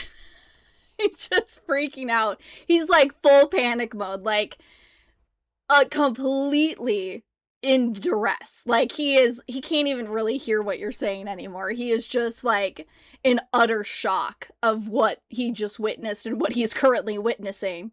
As again, this zombie's like just smashing its head against the thing. He's not seeming to move, this zombie. He's very hellbent on this one location, right? Yeah. And you're driving. You're driving currently. Yeah. What happened is like after I feel a decent distance away from the other ones. Mm-hmm. I'm going to like turn, or I'll slow down the car to a slower, very much slower, like stop, close to a stop, as slow as I can. And then I'll draw a firearm, and because he's right there when he goes to slam, I'm gonna shoot the fucking monster that obviously is a zombie now. Okay, so you're currently driving and you're trying to take out your weapon and shoot backwards, right? I'm going to stop the car. Stop it. Okay, slamming on the brake. Draw. Okay. Right. Not slam on. I'm gonna slow down, Tim. I'm not gonna kill us. I don't want to send him flying through the car. We're gonna stop the car. Yeah. So as you're essentially like slamming on the brake, you're slowing down the car. You're panicked. Okay. Go ahead and give me an agility check to see if you can do this in a way that doesn't fling you guys somewhat forward or the zombie through the window. Got a 14. 14? Okay. You're able to do this in a way that essentially slows down the vehicle that doesn't like injure Nick or get the zombie through the window. Nick, minor injury. But you slowly go ahead and pull your gun out then. Go ahead and give me a firearms check. Now, because this is close range, let me double check for your weapon. I don't think, was there a penalty? It was a -1 for close combat, right? For your weapon? It says close combat defense. I don't remember. I think that one was a -1. Oh yeah, let me double check here and go to the firearms tab. You had a Glock, right? I believe so. The Glock. So it's a -2 to close combat. So okay, go ahead and make your firearms check, and it negates your modifier, so it's just a straight roll. You do have a hero point yet still? Okay, do I call it for the hero point before or after the After. Black Barley. Sorry. The word. Streamlabs said no to the word.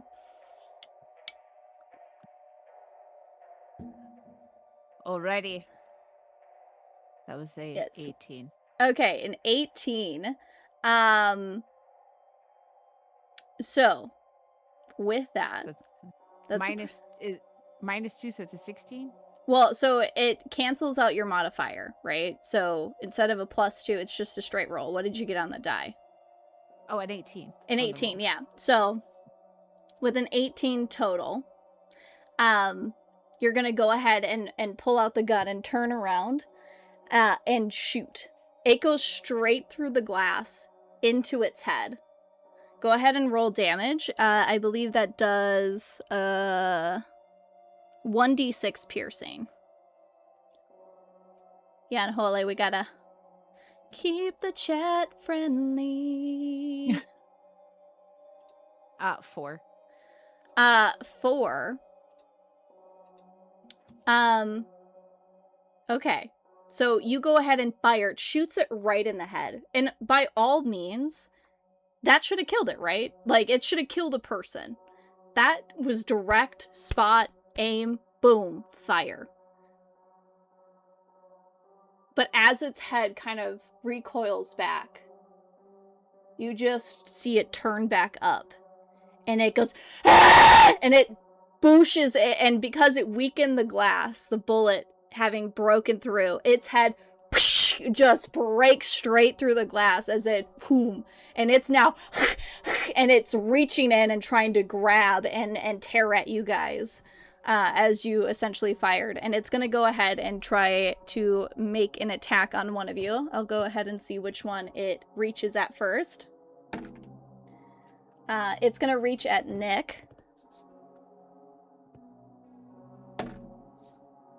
Luckily, he's able to just miss. It just misses him as it reaches inside and tries to grab and scratch at you guys. At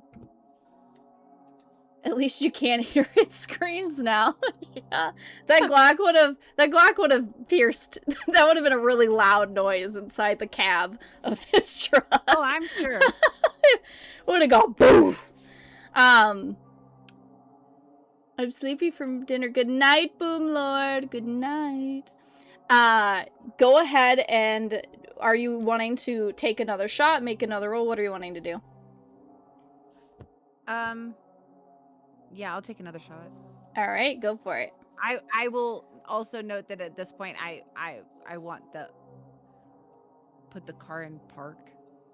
Okay. It's You're like, I gotta, yeah. If I get out of this car and Nick does, I don't want us getting ran over by the car.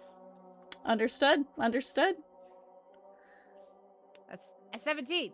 A 17. That's another hit. Go ahead and roll the damage.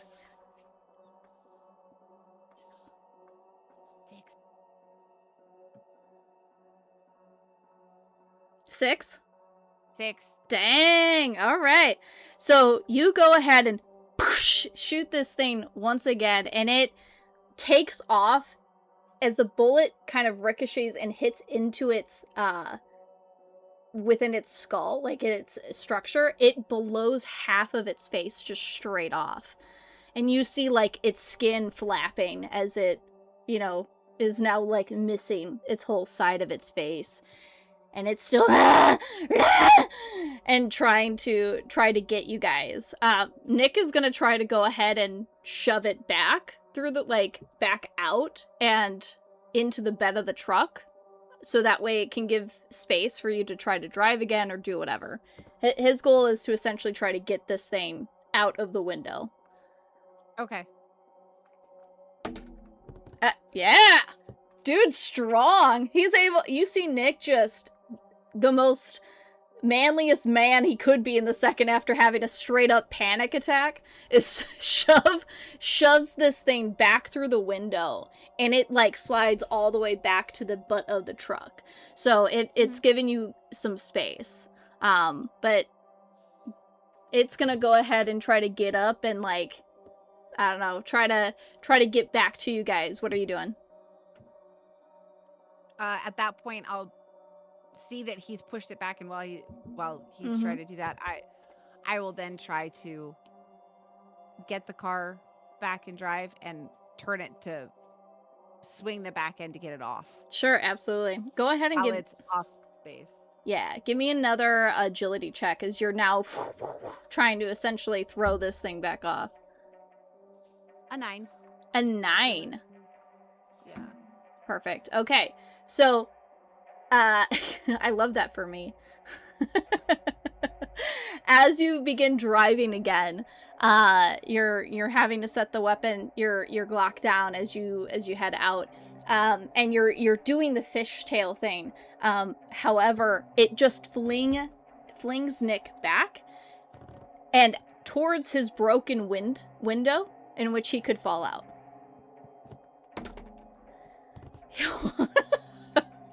He, as you're fishtailing, trying to get the zombie off, he goes flying back. His whole front torso is now outside the window, and he's like grabbed on to the window, the metal frame, in order to keep from having flown out of the vehicle. And he's like, fuck! He's like, warn me next time! That's fair. That's fair. We're learning as we go, Nick. I'm sorry. I feel like you're making me a better person for later people. Yeah. Bye, Nick. Bye. Bye. And so he's like hanging on, and he'll pull himself back in. The zombie's gonna go ahead and try to like rush through the window once again and try to grab one of you to bite. And this time it is going to be at you. As it just tries to like straight up bite into your neck as it reaches into the vehicle.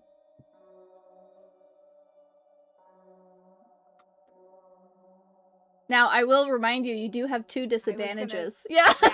Can I use that? I was just looking at it. I don't know if I say it after the roll or before the roll. You do have to say this one before. Okay, now I know. I would like roll that at disadvantage, please. Please don't bite me. All right. So it does miss. Unfortunately, it does miss you.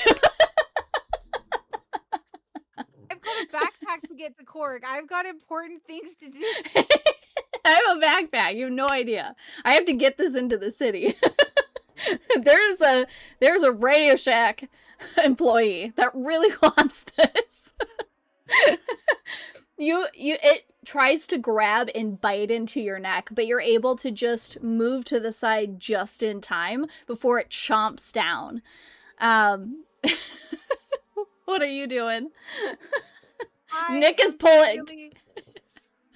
Nick is pulling.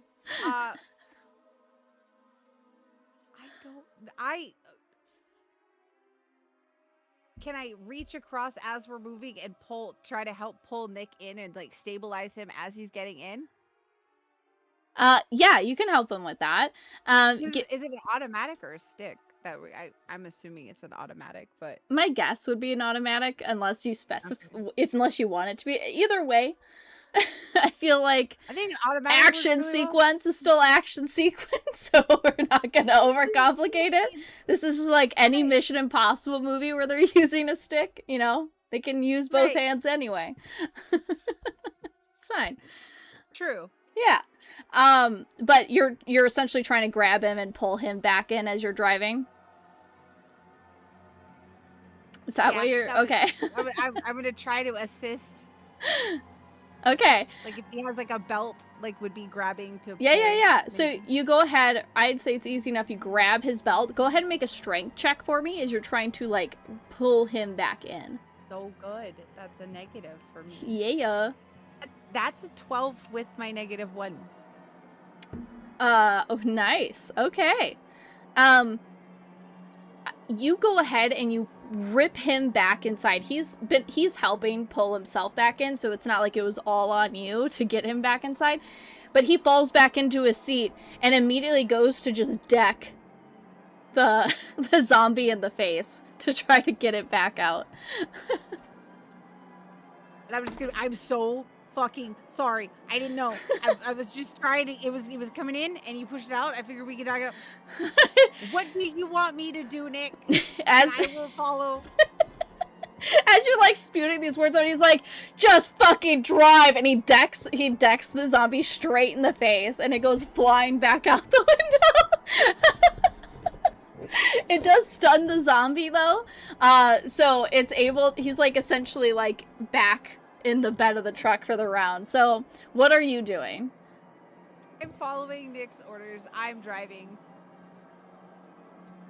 You're driving? Okay. I'm driving. All right. So you're gunning it. Yeah. Yeah. All right. Yeah. Perfect. So as you begin to just drive into, like, you're like, I don't even know, like, you're like, I don't care how close we are to the city, we're just going, like, speed, top, max, flooring it. As you begin to drive, the zombie is going to attempt to get back up in the next round. Nick is going to be like, what do you want me to do? I was like, I'll tell him, you want to use my knife really quick? Sure, and he'll grab it. He'll grab it from you, and like unsheath it and go ahead and try to stab the zombie as it gets back up and. But unfortunately, it's just going so fast. This road is so uneven as the car begins to bump and jive, and you're driving at like 90 miles per hour at this point as you're just going as fast as you can. So He goes to swing at it, but unfortunately, even the zombie is kind of unstable and jumping around. So he unfortunately misses with that knife. Change your pants. It smells like urine in here. Someone peed themselves, that's for sure. Oh god, Nick is gonna stab himself. He didn't roll that bad. So, what are you doing?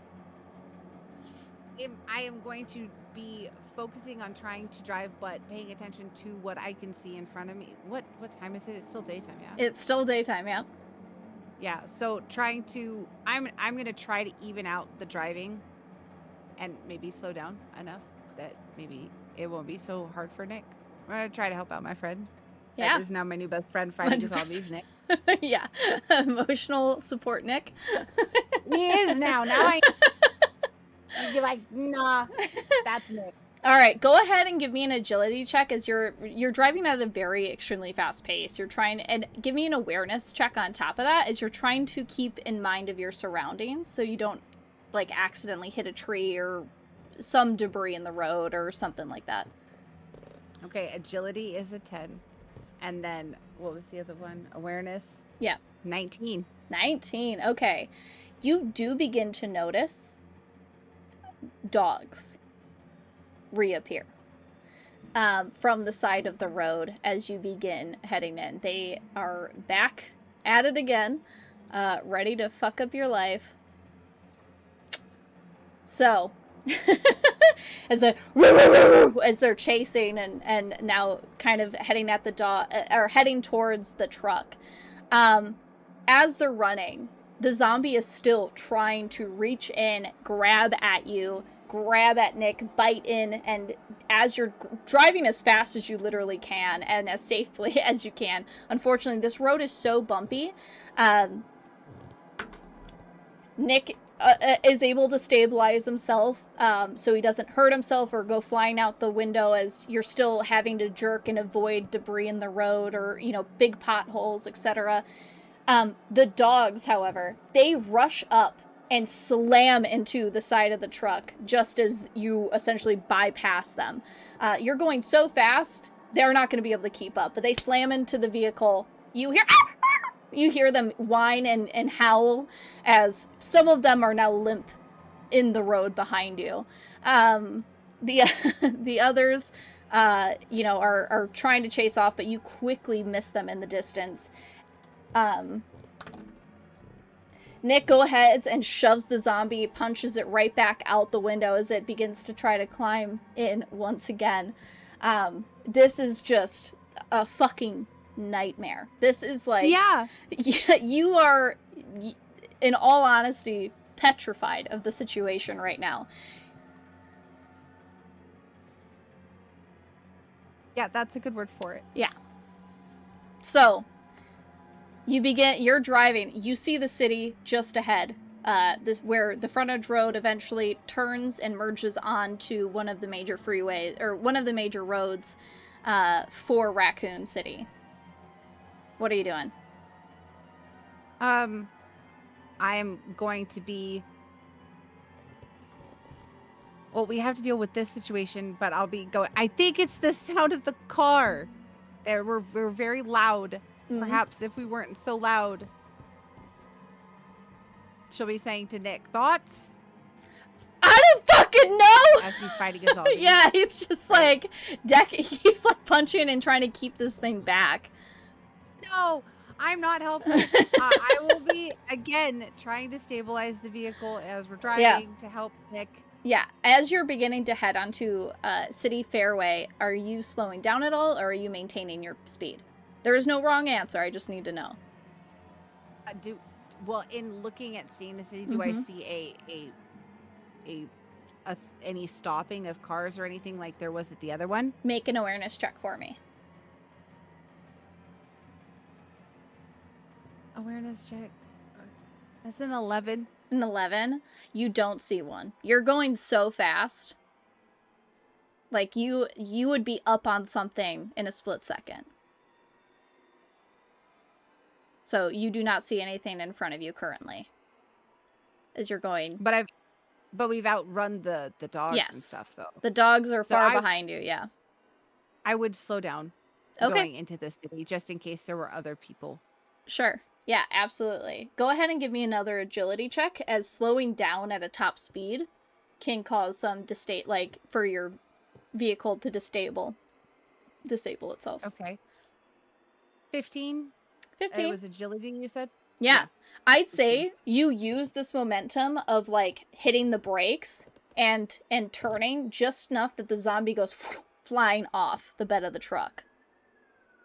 And Nick kind of, like, falls back in his seat. He's like, oh my fucking god, what the fuck? He's just like... His fists... I don't think it's what was in the sewers. I'm deciding that, and I, like, reach over for my knife to put it away. Yeah. And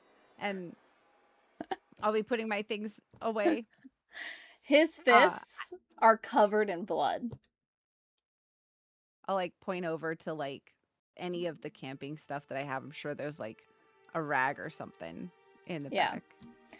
You guys take a moment to try to calm yourselves as you are beginning to head towards the in-city, and as you turn, you do see another blockade.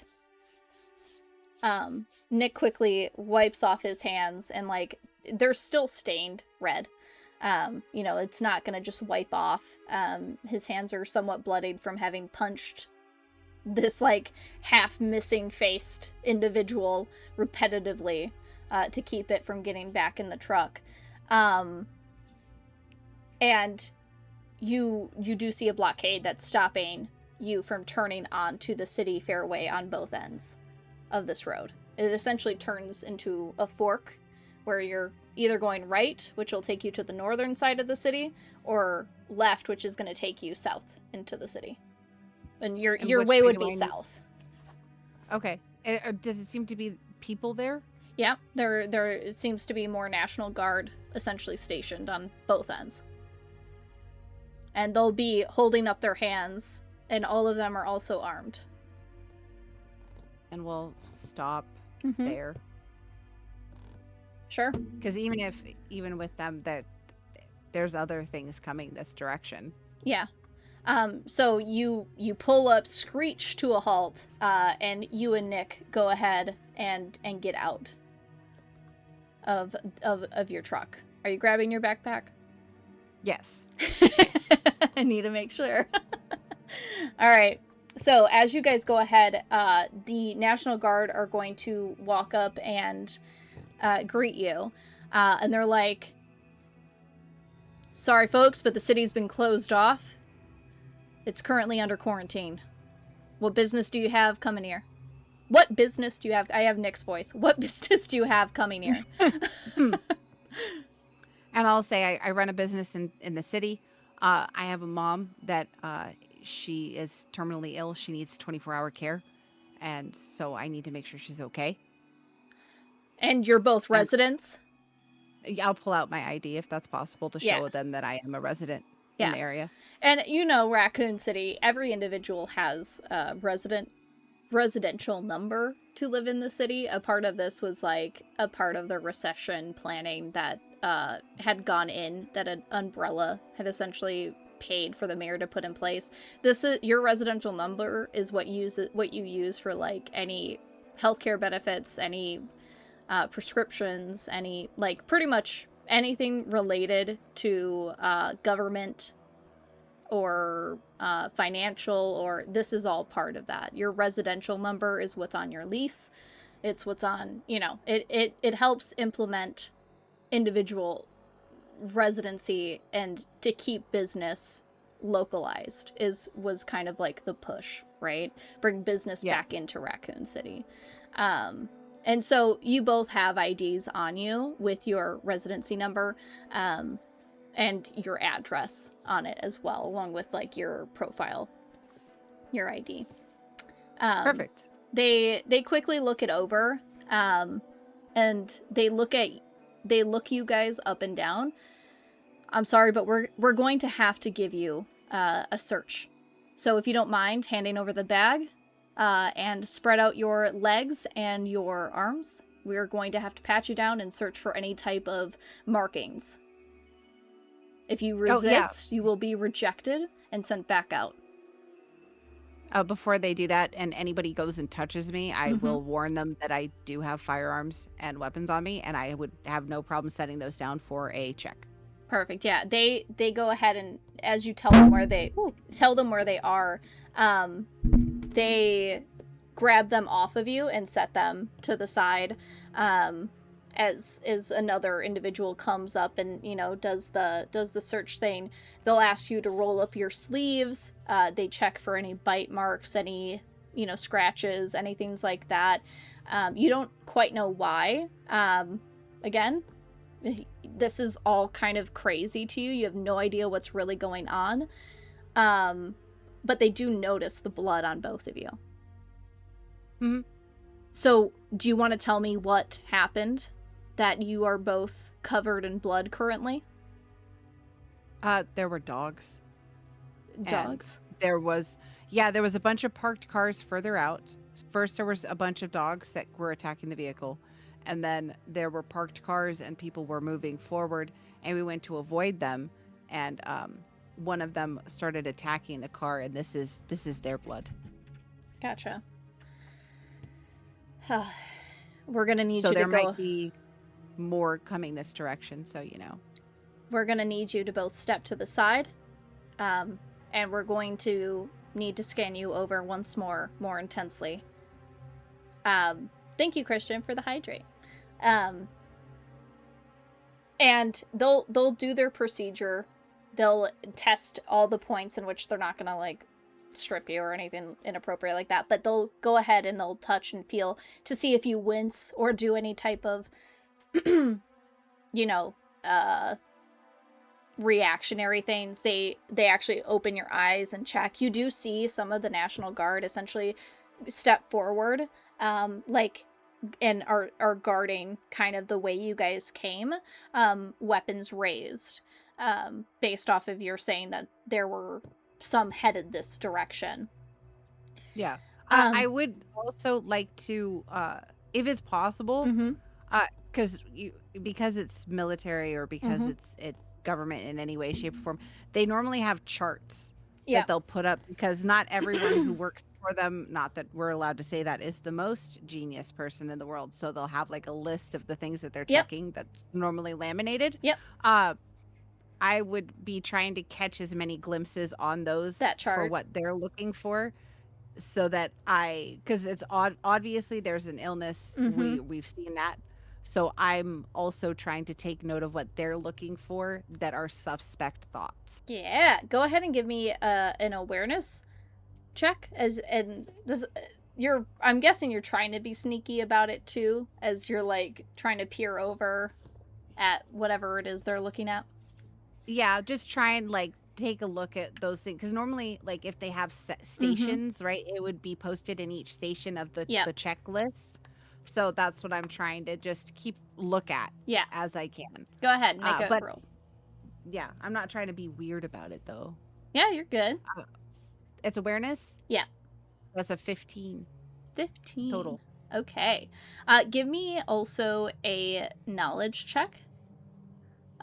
This will be based off of your medicine knowledge. That's an 8. An 8. Okay. So you do see the chart. There's some things that you recognize, like eyes are bloodshot, reaction time is delayed, or the reaction is an aggressive outburst, sensitive to noise, um, any type of rotting flesh, black bruising. Um, you see on there that any type of bite or scratch mark. You see also like thinning of the hair. Okay. So all of those things you do recognize. There are words on there you don't recognize that seem medical. You see something about a virus, but you don't recognize the name, like the medical name of this virus. You don't recognize what these symptoms would essentially be pointing towards. Zombie patterns in the people thing. That's Yes, what I thought Christian. Um, okay. So she's just gonna take note of that for in dealings with anyone else and just of how Mm-hmm. to maybe recognize anyone else that might be ill. Yeah. Um, and she'd probably just be trying to be as highly agreeable as possible to just Yeah. get through this to get where she needs to. Absolutely. You come out completely clean. You don't have any bites or scratches on you that would concern them. You don't have like any of the symptoms or signs that would suggest that you have been infected with this virus, whatever it is. And they say that you're free to go, and you are going to be allowed inside the city. And so they'll move um, the vehicles in order for you to drive through. Okay. Um, Both of us or just me? However, as you begin to head back towards the truck and you're waiting for Nick, um, they are allowing you through. And as you ask about where is he, can I take him in with me? Um, they actually begin to escort Nick to a different tent. And you see him sobbing.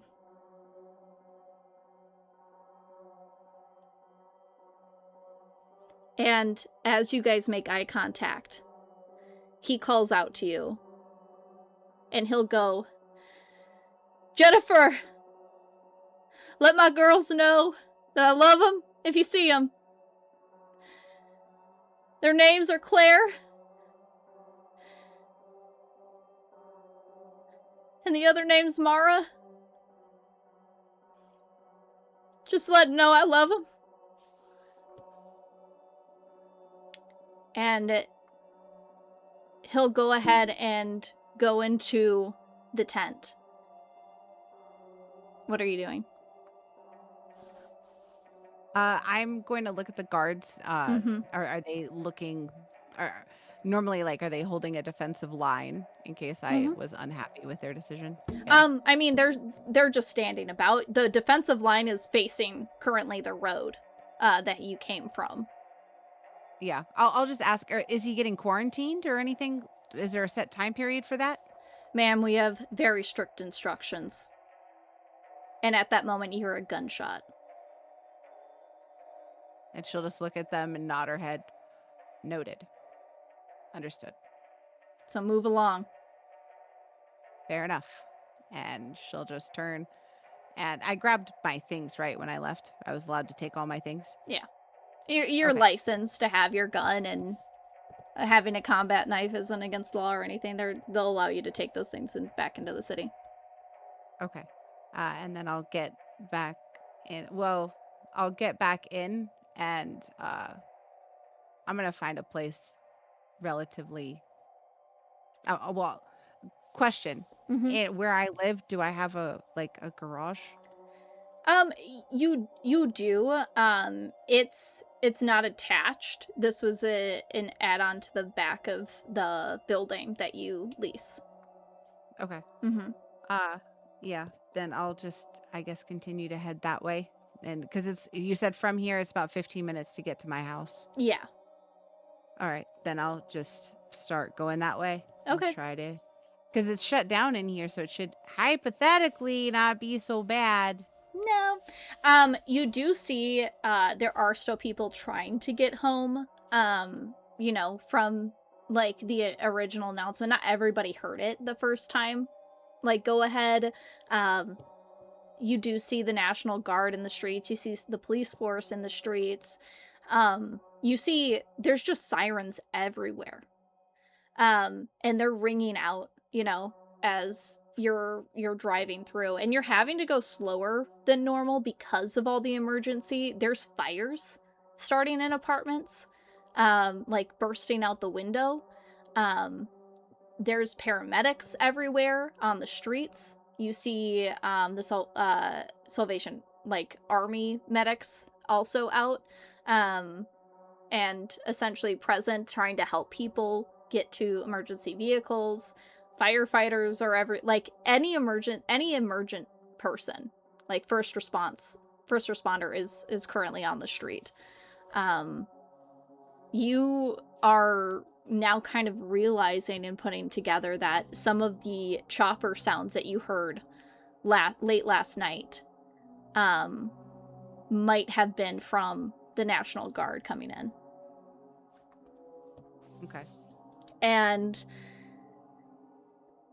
as you head home, you will get stopped quite a few times, essentially them asking where you're heading, how are you feeling, if you've had any contact with anyone, what was the last time you got, what street was the last one you got stopped at.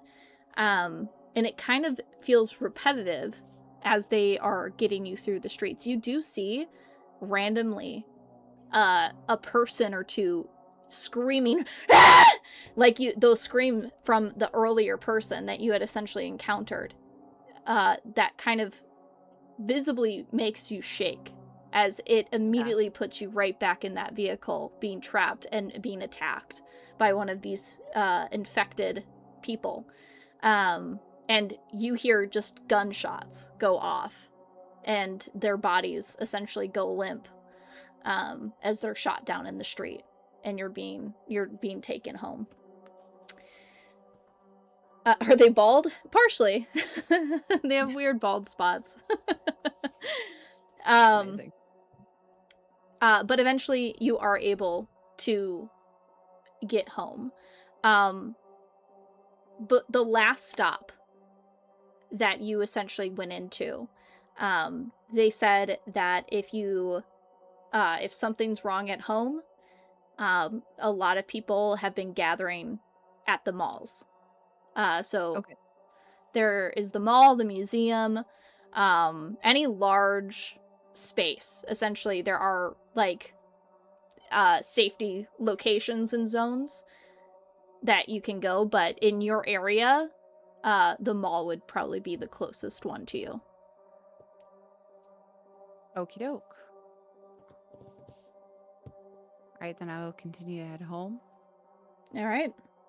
At this point, it's probably been an hour and a half since maybe 2 hours since you originally left your campsite. Um, your phone has been silent since it had interrupted that one moment when the dogs had attacked. It hasn't rung since. You pull into your garage, um, and it feels like normal. Like the world outside didn't just alter your life forever. Mm. That you haven't killed someone. Right? Yeah. That you didn't witness people get shot down. Or that ring of that bullet meant for Nick. echoing in your mind. Yeah. What do you do as you sit there in your garage? Your I'm just gonna truck take beat a up. minute or 2 Mhm. and then, try to clean myself up to, like, bring myself together to go back in and talk to my mom. Mm. All right. And so as you kind of sit back and maybe brush off some of the glass from the seat, recollecting your thoughts, we're Mhm. going to go ahead and take a short little break. Okay, A perfect. short little 10-minute or 5-minute break, 5-10 minutes for us to refill waters, go to the bathroom, for all of you to take those breaks as well. Get some food and some snacks if you'd like, but we will be back in just a little bit. Okay, perfect. All right.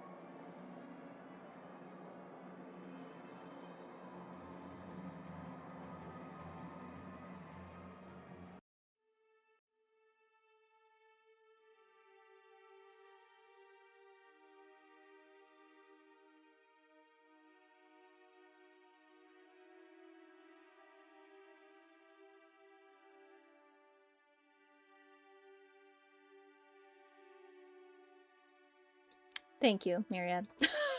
Every time. Every time I switch back. Welcome back to the Resident Evil TTRPG. We have just come in from the Arklay Mountains, where Jennifer had run into a blockade coming back into the city. And in doing so had picked up a friend, Nick, who was not from around here, but had moved here with his family, and was very worried about getting back to his girls. However, on their way taking the frontage road instead, ran into a small horde of people who seemed to have been infected and had essentially torn up and busted up Jennifer's truck, attacked them, and luckily they were able to work together to get to Raccoon City. However, after being inspected by the National Guard blockade that had been there, Nick was escorted into a separate tent and died. He was put down for one reason or another. You could assume that he must have had either a bite mark or some symptoms that followed the list that they were checking. However, Jennifer made it through the blockade and had made it to her practice, to her home, where now she is currently in the garage, taking a few moments to collect herself. The surroundings feeling odd at how quiet and normal it feels, compared to outside where people were getting shot, fires, medics, sirens. It all seems quiet within this interior for you, Jennifer. Yeah. She'll kind of, in realizing that she's going to see somebody who's ill and that she cares about, she'll try to pull it all together and act as normal as possible coming in, Right. like in her shirt, like tuck away if there's blood, or like cuff that up so it can't be seen so well. Yeah, I'd say you probably can take a few minutes to clean yourself up. Having shot someone's head in close quarters, one, a new experience for you. Yeah. But two, also the spray would have gotten on your face and onto your clothes as well. So maybe even having to shed your jacket in order to kind of underplay the experiences that you just went through. Fair. Nick the Sick, they called him. Rip. Rip Nick. Poor guy. Just wanted to get to his family. So, as you kind of ready yourself to see your mom, you head inside using the stairwell, the interior stairwell, to head up to the top floor where your apartment is above your practice. Go ahead and make an awareness check for me. 17. Awareness. I don't think I have a plus 2. You have a plus 2. I have a plus 2. Yeah. So you do hear, as you are in the stairway, some noises coming from your second floor, which is where you do a lot of your testing. Like, this is where surgery and a lot of your testing equipment is. Mm-hmm. Hi! Welcome, everybody. Check out Epic Realms.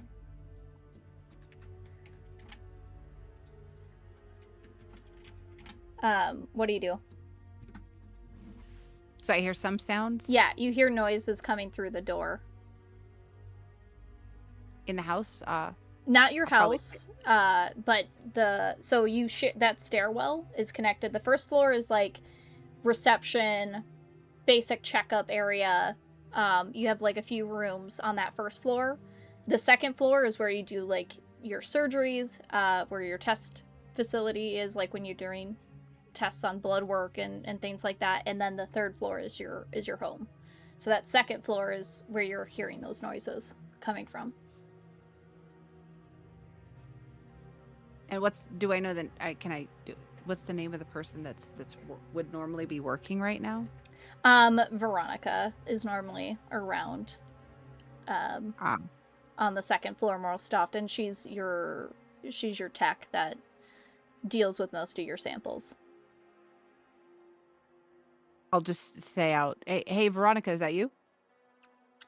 Um, it takes a second before you hear the noises kind of coming closer to the door. And then slowly it opens. And you see Veronica kind of frazzled. She goes, I know, I'm sorry, I'm still here. It's such a mess out there, though, and I just couldn't, I didn't want to leave. There are animals still here. I didn't know what to do, so I was just waiting for you. I'm glad you came back, though.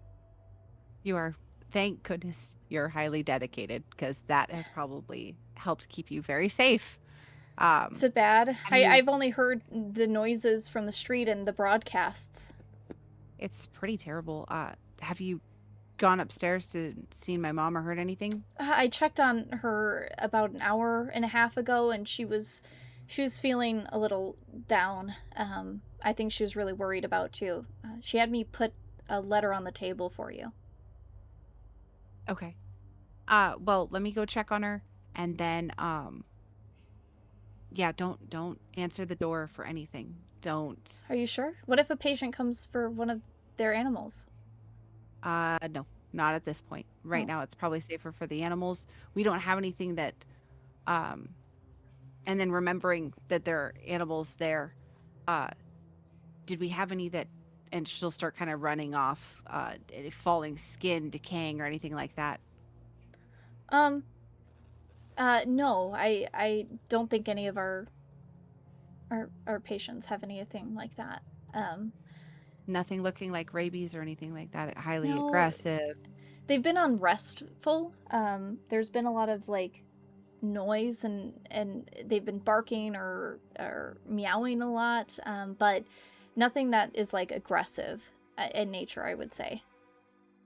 They, Okay, just be careful, because I saw some infected animals, and so if we had had one that came in, I don't know how it transmits completely yet.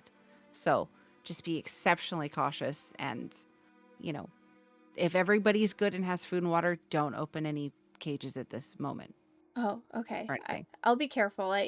None of them have tried anything, but I'll keep their cages shut for now. Okay, fair enough. And then I'll make my way up to go check on my mom and let her know I'm home. Yeah, of course, yeah. So Veronica heads back inside and you begin to head back up. Um, and as you approach the door, you unlock it like normal, and head inside. And you see your home. You see, the updated kitchenette, the dining room just off to the side, where you see a round table that you've shared many mornings and suppers with your mother at. You see pictures hanging on the walls, reminders left hanging on the fridge. There's your mug in the sink yet, from when you left on Monday. You have the whiteboard with your schedule written on it, on the wall as well. And you see the door to your bedroom closed and the one to your mother's bedroom open. On the table, you do see a letter sitting on it. Does it have my name on it? Yeah. I'll read it. Okay. So as you head and grab the letter, let me get my reading voice ready for you. So ready. All right. So you unfold the letter, and you immediately recognize it as your mother's handwriting, just from the name written on top of it. And it goes, "My dearest Jennifer, I'm writing this because illness has a way of making a person think about things they spend years avoiding.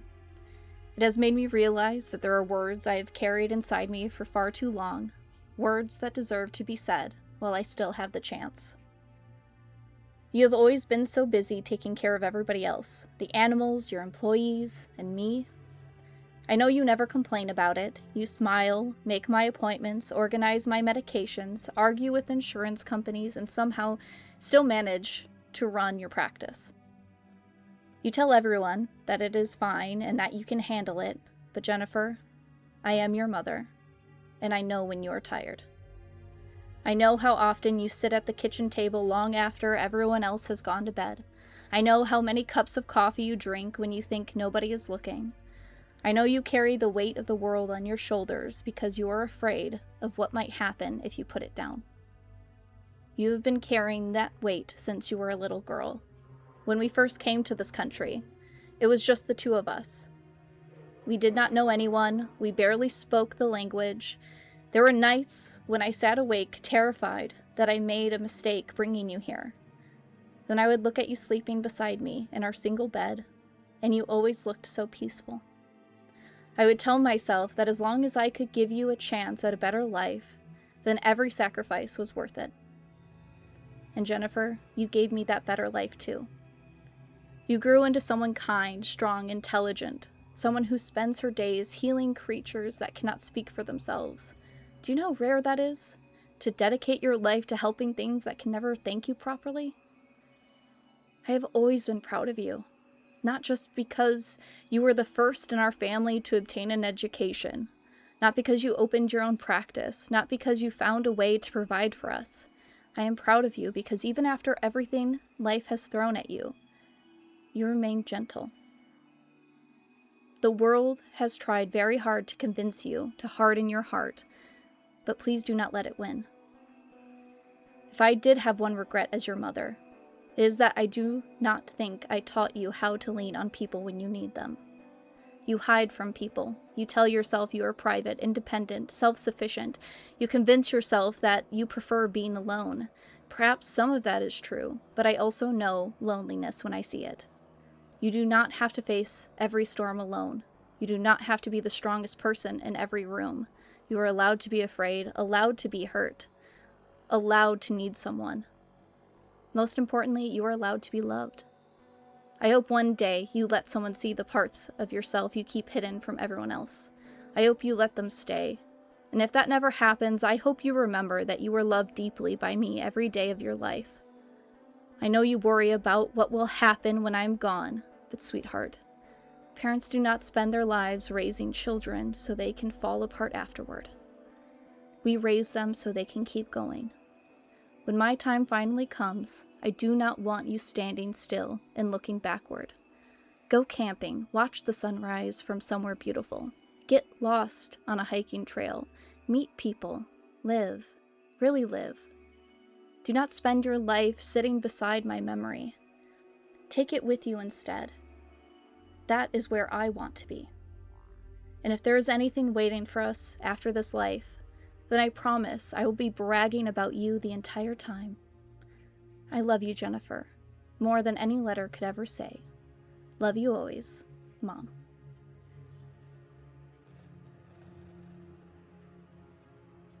Jennifer's mom is the coolest mom. Um, yeah, she'll obviously be crying, used to her mom's kindness and soft heart, and she'll fold it up and I guess slip it in her bag because she has it right there. Yeah. I see her as that person that like she doesn't have a purse, she has a backpack. Yeah, she's a backpack lady. person, yeah. She has a backpack. That's her thing. Mm-hmm. That's why it's maybe torn up, not from attacks Yeah. yet. Yet. And I'm sure, especially with dealing with a terminally ill mom, it's not the first time that her mom has gotten to down spots or thinking about things like that. No. So then I'll go walk in and knock on the door and, hey, Mom, how you doing? So your mom it has been having a very hard time, moving around lately. Um, and it has been kind of bedridden for the last like month or so. She can move, but she needs a lot of assistance to do so. And so as you knock and kind of open, the doorway a bit further, or the door a bit further, you notice that she's not laying in her bed, but she's standing and looking outside the window.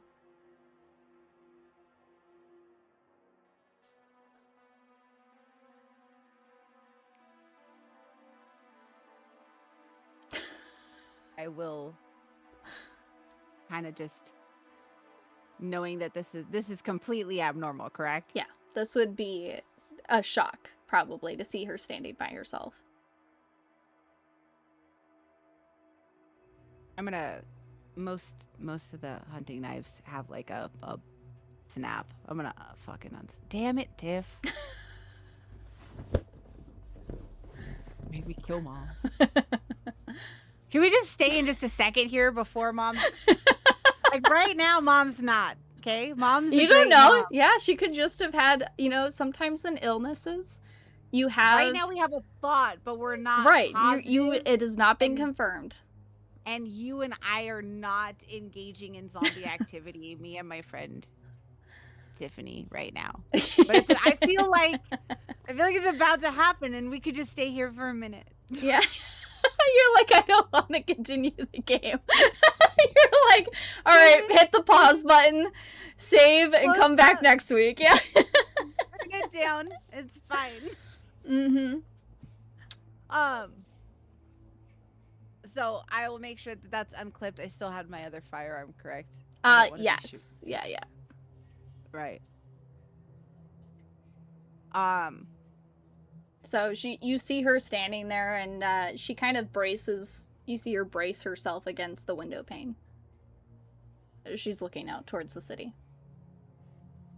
and you hear a siren pass by through the glass. I go, hey mom. Seeing her do this, I'm sorry, because she's gonna probably turn.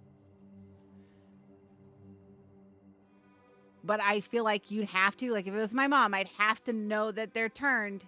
I'm not just gonna sneak up. I don't sneak attack mom. You gotta confirm mom.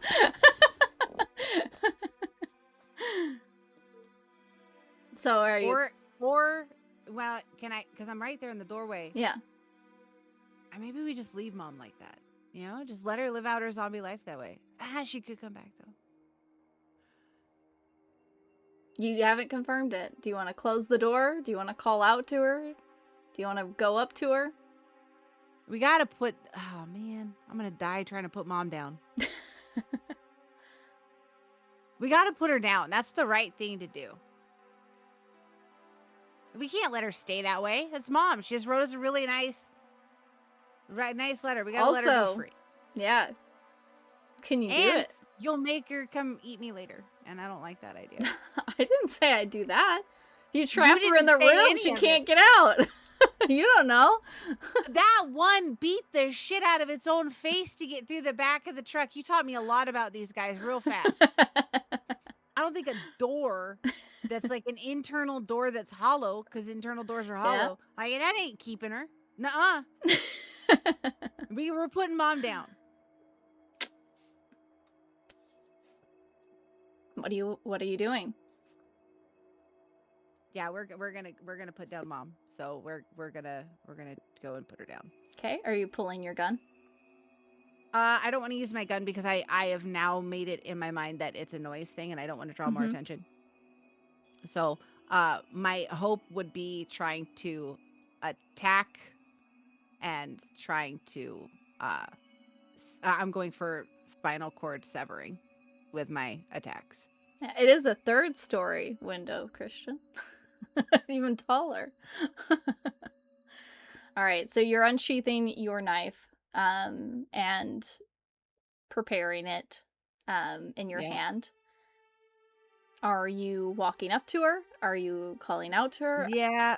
What I'm are you just gonna doing? go with I am gonna sneak attack mom. If I know for a fact there's no way mom would do this, I'm putting mom down. I mean, go ahead and give me a knowledge check with medicine. Hugger, she's old and brittle. Fuck off, no.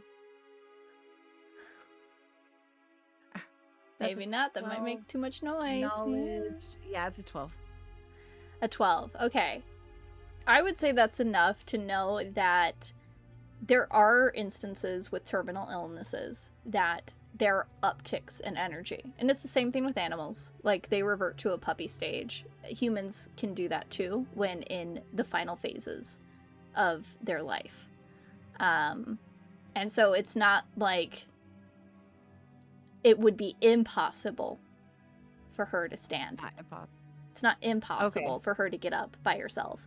It would be highly improbable. or right, or the fact that maybe there is an intuition of when you're going to die. You know, as you know, especially with terminal ill cases, a lot of them do know that they have that feeling of I'm dying today. My grandma actually had that. She actually called the day that, because she knew she was going to heaven. That's what she said. Oh, the day before my great grandma died, she was dancing. It was the first time she had danced like six or more years. Yeah. So yeah, okay, it is possible. It is possible. I will still have weapon in hand, hidden because I'm polite. But hey, mom. All right. So as you call out to her, you see her kind of like tremble a bit, and you know, as she moves to turn towards you, and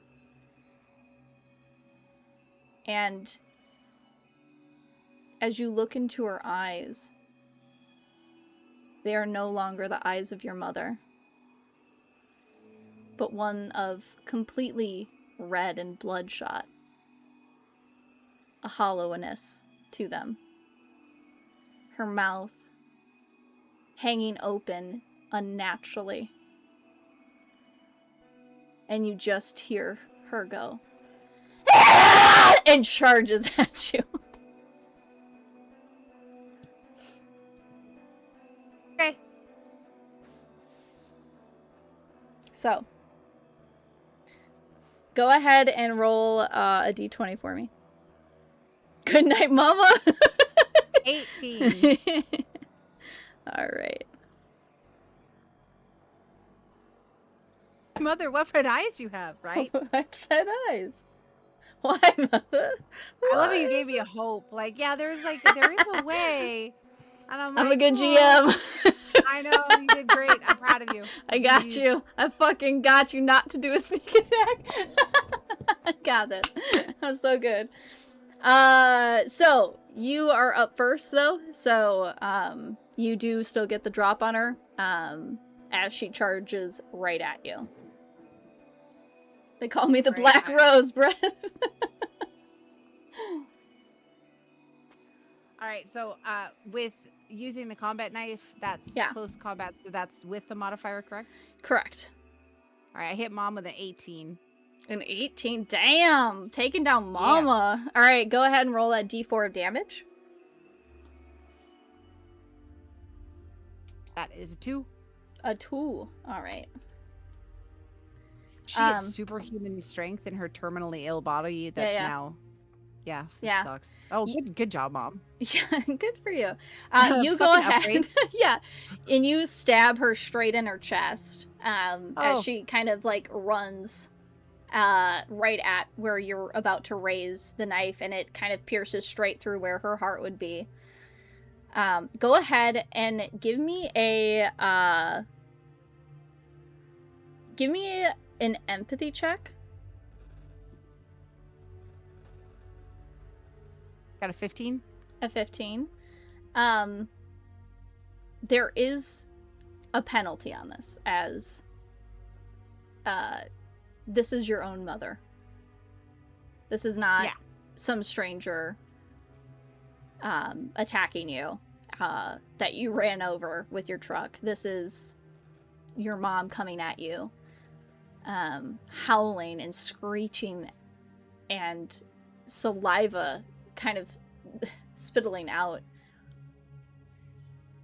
And as you stab into her, a part of your heart starts to break. And you start sobbing uncontrollably as you are attacking your own mom. So, Fair enough. all other attacks are going to be at a disadvantage. Fighting uphill against mom. Fair. Yeah. Yeah. So, She was slightly overbearing anyway. I get it. Story of my life. all right. So she wow, that was terrible. I know. She... I'm terrible. No, the roll was terrible. The roll was terrible. You're like, I'm terrible. You fucking turned my mom against me after that whole fucking letter. Oh, letter. I felt things, and now she's turned. I get it. So as she's like, as you stab into her, she's about to like gnaw at you, but it kind of staggers her a bit. So she she's still in your face, still grabbing onto your shoulders, as trying to get the advantage and pull you in to bite, but you have enough strength in you that you're keeping that just enough distance so she can't actually bite into you. And it's your turn.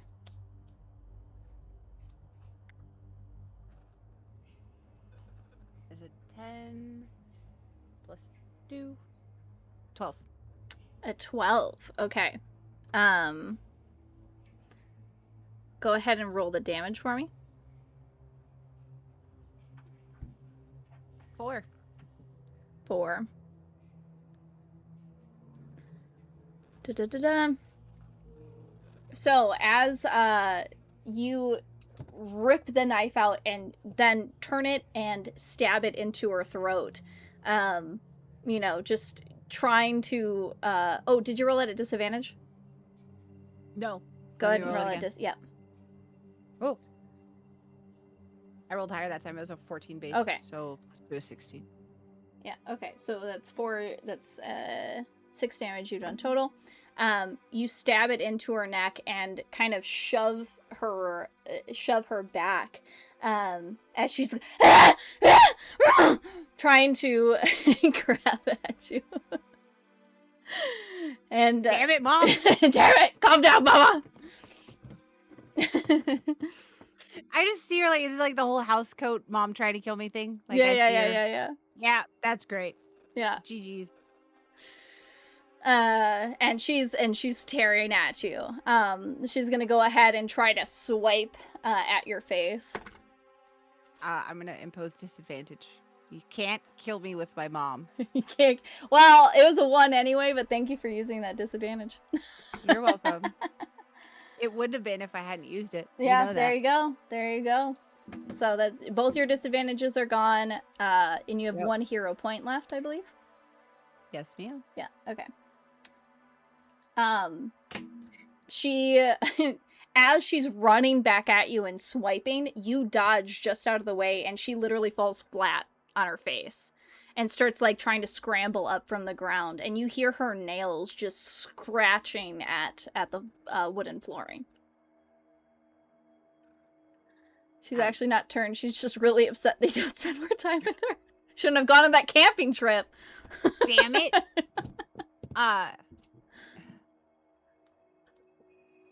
Okay. My door going into my house. Yeah. Is it It's a fireproof door. Like it's Okay, so it's considered exterior, even though it's technically an interior, but it's used Interior. There's an access to a stairwell, which means that fire could come up from another floor that way, so it is considered still exterior. While she's doing that, I'm gonna try to make a break for that door. Okay. Go ahead and give me an agility check as you're rushing through. And I believe your speed is 20. Yeah. That's a 16. A 16. Yep.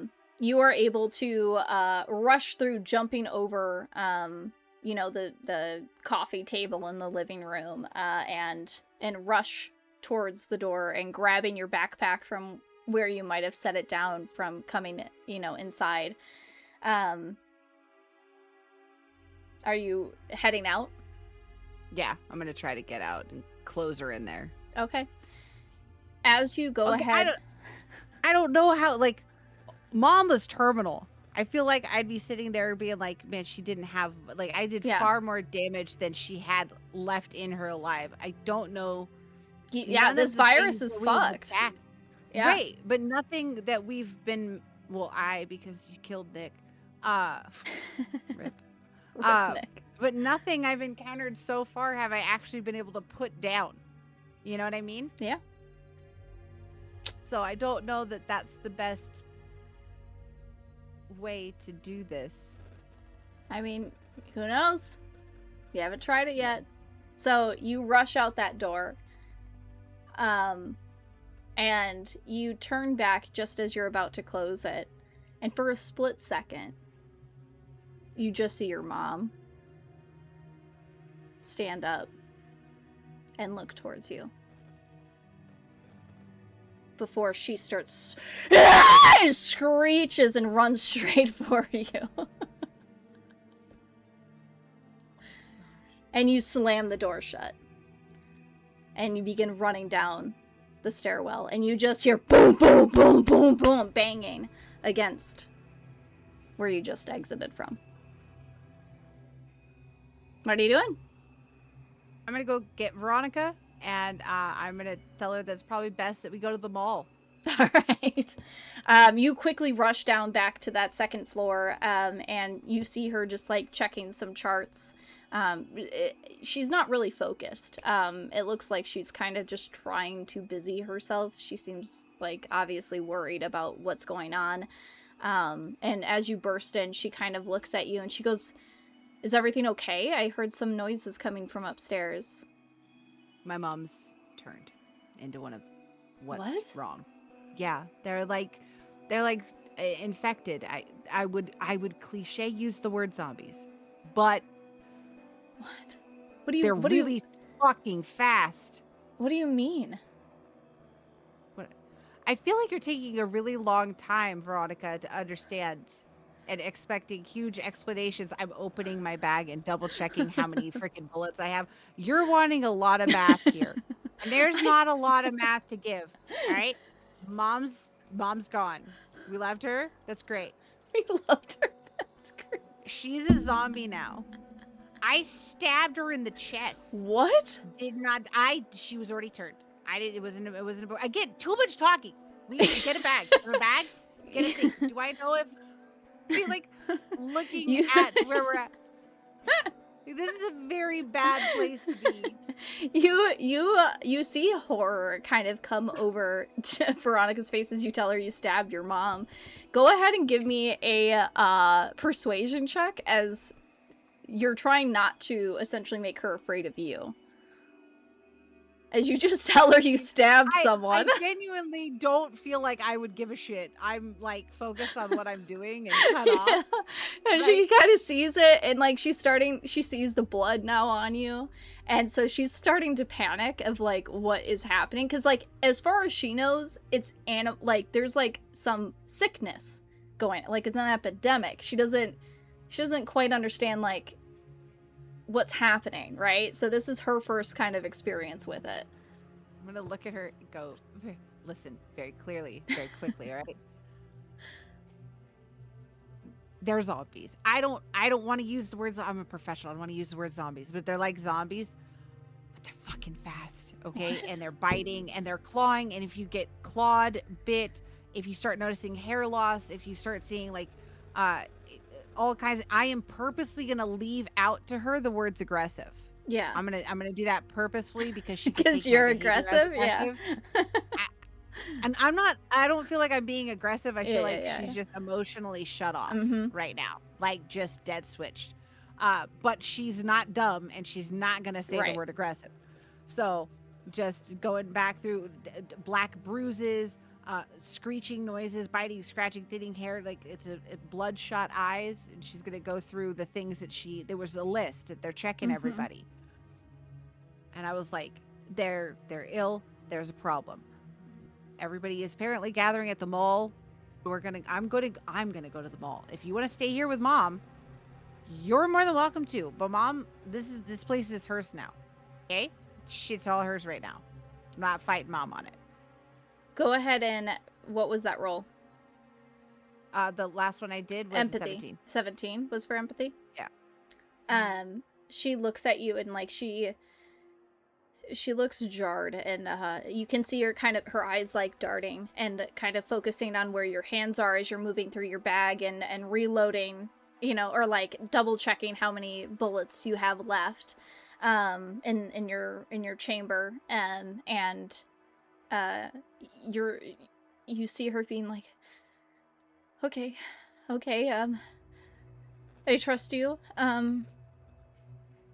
What? So, the mall? You said we have to go to the mall? Yeah, that's where we should go. Question, Tiff. Yeah. Do I have any more bullets here at home? No. Well, not like you don't have any on you more than what you have currently, and I think you've used 3 bullets, if I'm correct. I used 2. I shot him twice.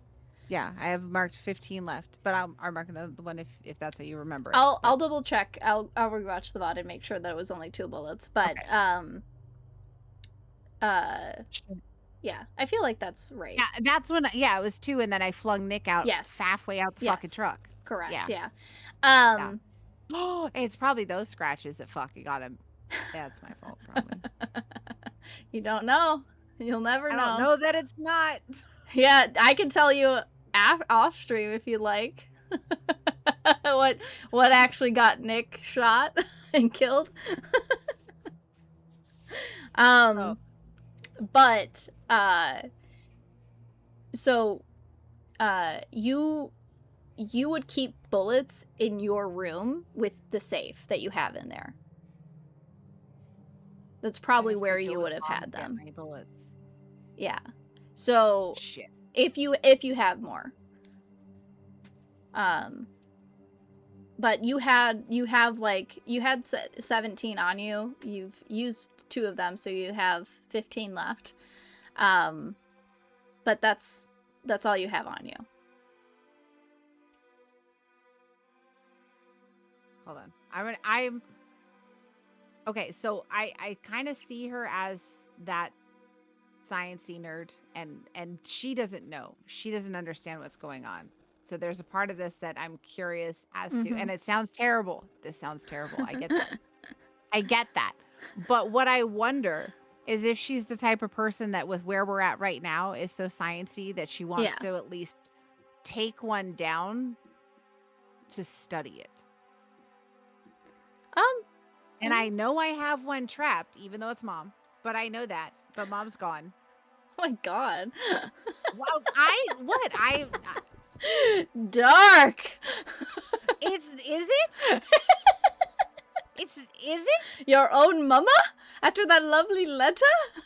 If Mom helps me live longer, then Mom would be happy. Yeah? What do you want to do? I'm like thinking if it was my IRL mom, my mom would be like, yeah, fucking take me out. Fucking take me out, bro. Yeah. I mean, I think that would be zombie apocalypse standard. I have enough to take her down. I'm really tempted, actually. How would I roll in your opinion to decide whether or not she would do something like that? Well, I mean, this is what role play is about, right? You have to separate yourself from the player of like, this is the strategic best thing that would be to do as a player. And who is Jennifer at the heart? What did her mom mean to her? What was their relationship like? Is this something she would do? Right? And so the best advice I can give you is that it's not up to a role. It is 100% up to who is Jennifer as a character. versus who is Mandy as a strategic player. Yeah. Well, strategically, it would be getting out and going to the mall. But I think for this, especially with the fact of, I think she would be checking to see the signs, learning all Yeah. the things she wants to know. Do I have cat scratch gloves? You know, like the big ones that go up You would high? have those at a vet, yeah. Yeah, could I go put on like cat scratch garb to go kill mom? Yeah. So bad. But could I? You could? Okay. Yeah, I'd say you have like the, you know, like the suit type, like the front, it's like that heavy, it's like a heavy plastic is kind of what it feels like, where it's like an apron and you wear that to avoid getting scratched or bit. Yeah. It's like to help from piercing of teeth, and then you would have also like those long gloves that kind of come up to the edges of your shoulders. Can I go put on cat scratch guard to kill mom? Someone make a meme. Someone make a meme. Put that on a picture, Korg. Put that on a picture.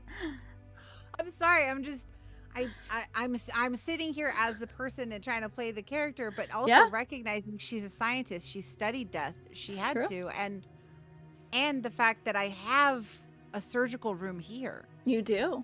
I could learn at least a little bit about what we're dealing with. Yeah, you also have Veronica with you as well. Veronica needs to be quiet and stay away. I will tell Veronica nicely. Uh-huh. Do this. I'm gonna go deal with stuff upstairs. I have more things that I have to get. Yeah, I know. I thought you just said we need to go to the mall. But I can't leave mom like this.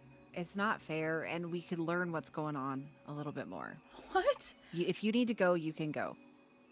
I'm gonna go deal with it. If you do leave, please let me know ahead of time so I can barricade the door. I've never done wrong by you as an employer or as a friend. And I'm not trying to harm you now, but this is pretty bad. And obviously nobody went and my mom she got it. So where did it come from? Right. You know what I mean? So I got to go figure that out. What if? And what if what? What if we're infected and we don't know it yet? I just went through and got checked multiple times getting here. I know I'm currently not infected. But what if I am? I just saw your mom not too long ago. What if? Is it airborne? Is it something I could get? Could she give it to me? I don't know. I don't know yet. Do you want to sit in this room till you find out? I don't. Because she was alive an hour ago, right? I don't know. Oh my god. When you checked on her, was she in bed?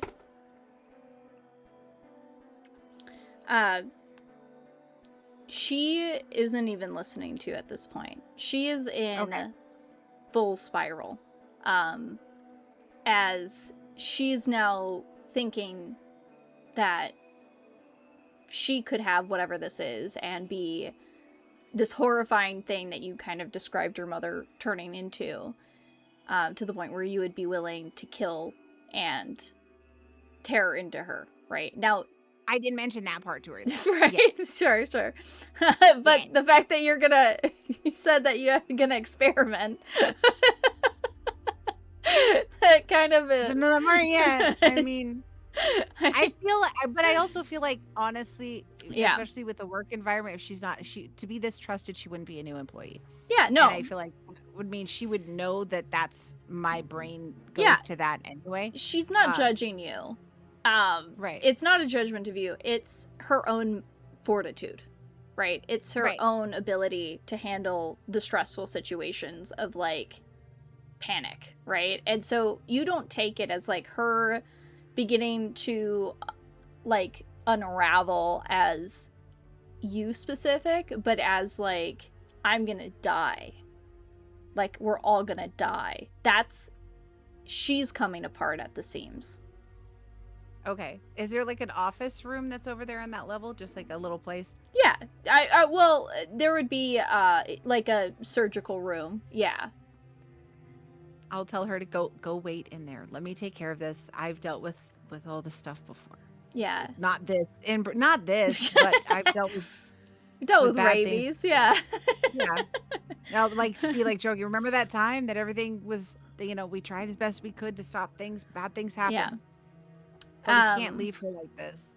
Yeah. Go ahead and give me another empathy check. And she's like, and like she's like having a full, like, she's hyperventilating. That's a 4. A 4. She's not listening to you. She's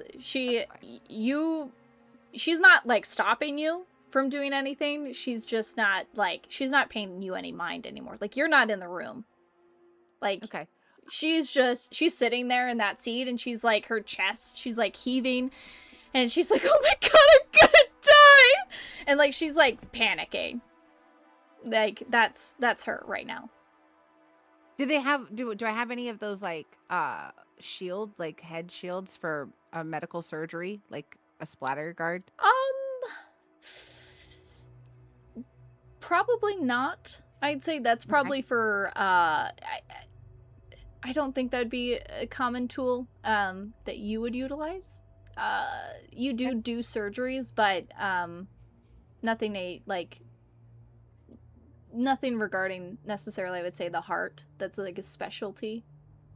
Oh, I'm not meaning like a cap or anything, just like one of those, like a splatter, like the plastic ones. Oh, like the little headband looking thingies? Yeah. Okay. Yeah, sure. Yeah. Okay. Because I don't know that it's not spit transferred at this point. That's true. You have no idea how I would go in there wrapped in duct tape right now if I could. Yeah. You're like, if I thought it made a difference. covered, yeah. Look, Veronica, you help me kill my mom, and I'll take you to the mall and buy you whatever you want. Batman That's slap. True. I would. I'm not gonna have her go. I don't feel like this is a good place for her to be dealing with the situation. Oh, she's like I'm. Yeah, Veronica's freaking the fuck out.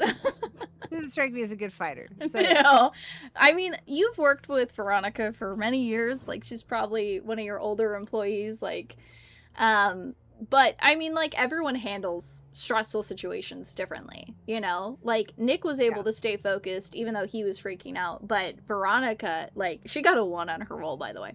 She is, like, not doing a good job. Like, she's completely, like, she does not have the mental fortitude to handle this type of situation. Like, she's always been good when it comes to an animal freaking out.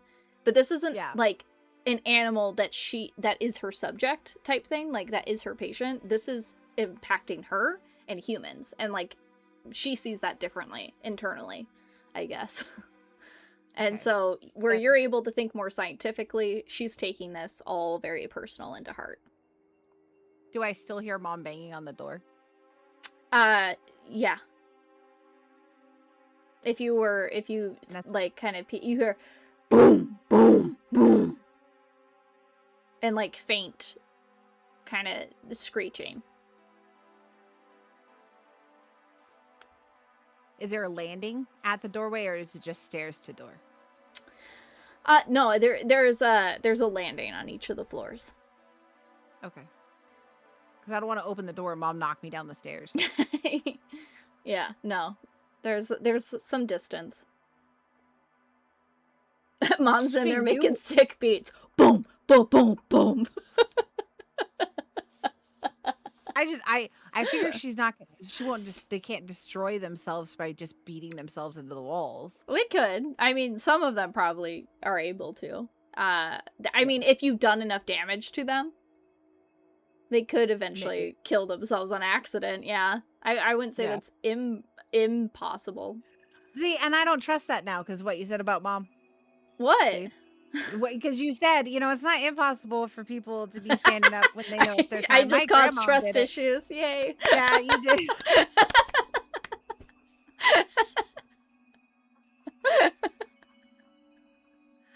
I'm just being cautious, man. Okay, so yeah, I'll start making my way to the stairs. Take out Mom. Gonna kill my mom. All right. so bad. You head upstairs. And you go ahead and prepare yourself. Are you readying your knife? Or are you readying readying your gun?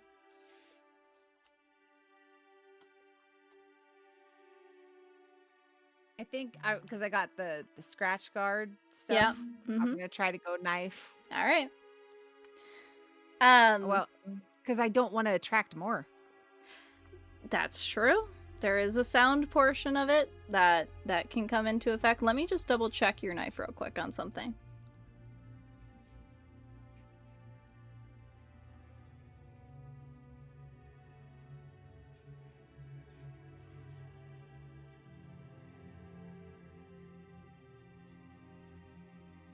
Because I want to make sure, because there is durability.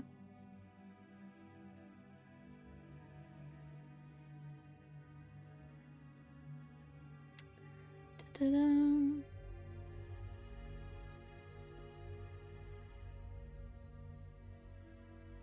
I'll worry about this in a bit, but I want to make sure that I'm keeping track of how many times you're using it in my head. Okay. You have your knife. And when you're I go to when I go to touch the doorknob, does the sound stop or does it keep going? No, it's constant. Is there any is there a set timing of its back up to re-hit the door that I could time it so that it'll kind of maybe it'll run down and fling down the stairs? Make a survival check. Okay. That was good. 11 survival. +2. +2. 13. 13. I'd say because you also have like a background in hunting, patterns are kind of a part of that. In knowing your prey type thing. And so you're do and open door. And as you do, she comes like kind of like up and then she's flinging forward towards you. But I'd say you're gonna have the jump as she's not anticipating you being there. And you can go ahead and make a jab. Alright, that's a 16 +2, 18. 18. Okay, go ahead and roll damage. D4. 3. 3. Okay. As you go ahead and you ready the knife, you stab her straight through the eye and into the brain. And she, as you do so, she goes,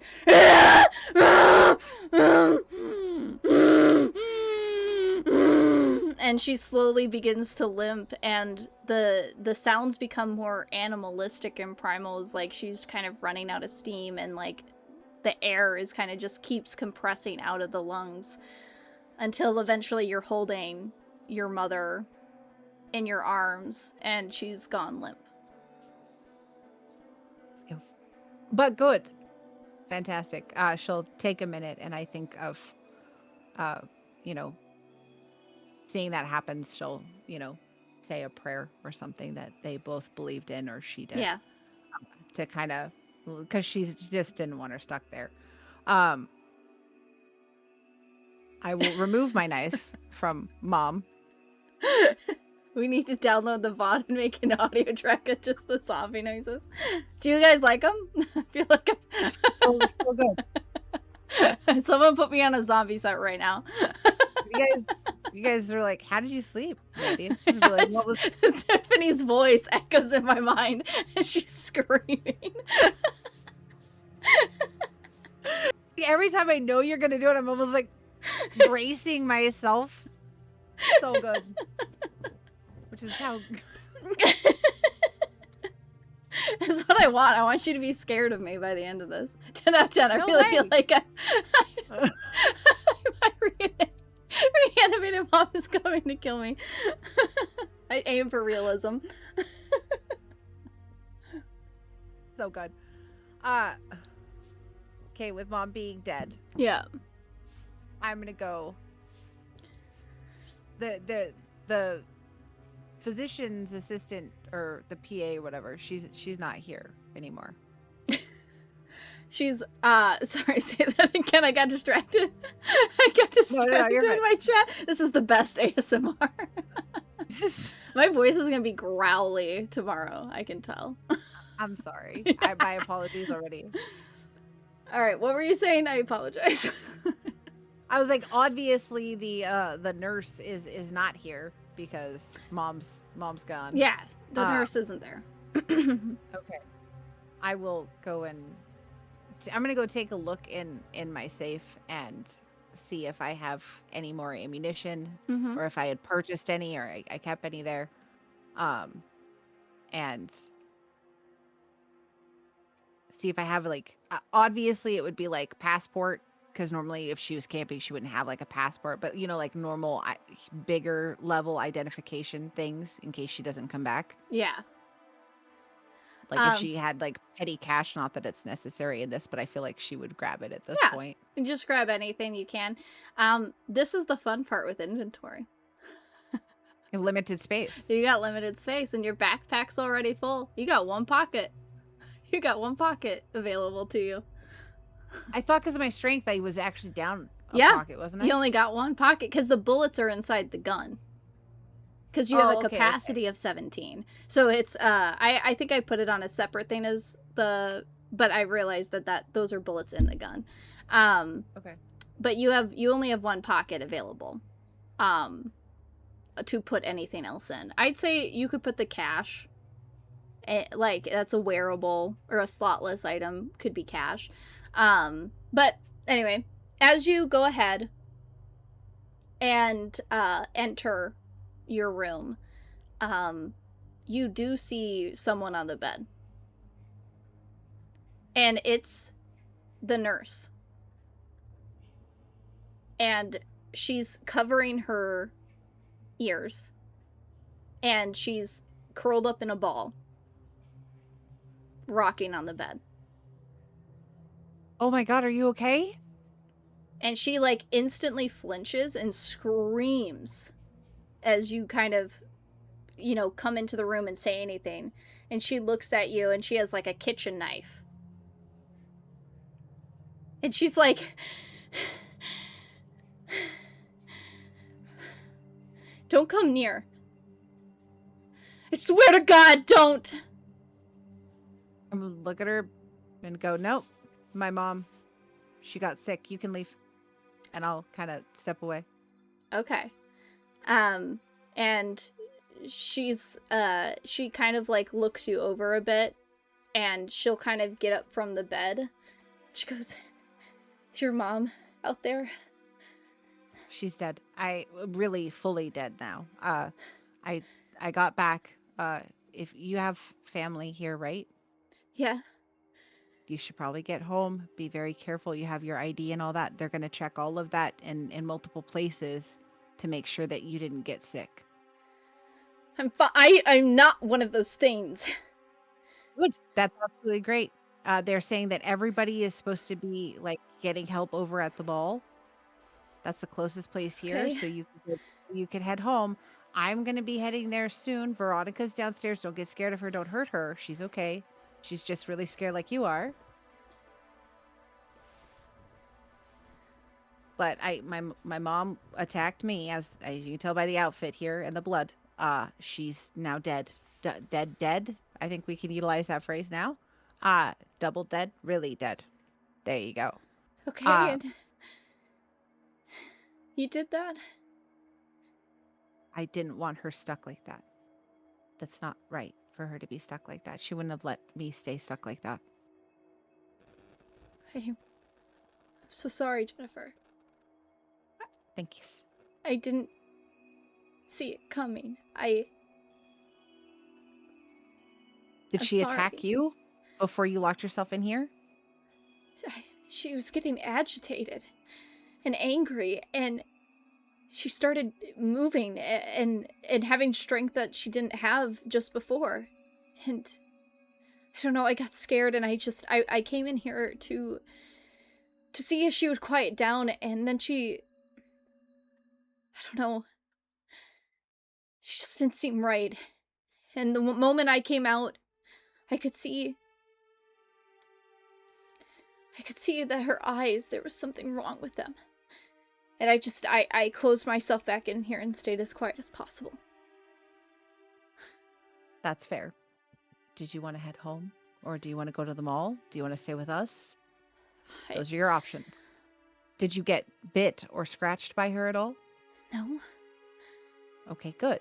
Because they'll ask you that when you go places. I'm just gonna go. Okay. If you do get bit or scratched by somebody, there was a friend who he obviously was infected somehow. They will just kill you. So if somebody you loved was infected, they're just killing them. I'm just telling you what is. I need to go. I need to Yep. go. Okay, be careful if you need to. Just go. I would not take a car. They're loud and they attract them. She'll just nod towards you and kind of wait for you to clear the doorway. I'll kind of step away. But I want to kind of like point out to her where my mom is because I kind of just left mom dead in the doorway. Yeah, you see her break. She's like, like in like very emotional scene, the death. You know, I mean, this woman's been with your family for months at this point. Yeah. So it's an emotional sight for her, but she quickly runs past and kind of steps over your mom and rushes down the stairs. Okay. And then hi, Trigger. Thank you for following. Welcome to Trauma Town. Hey, Trigger.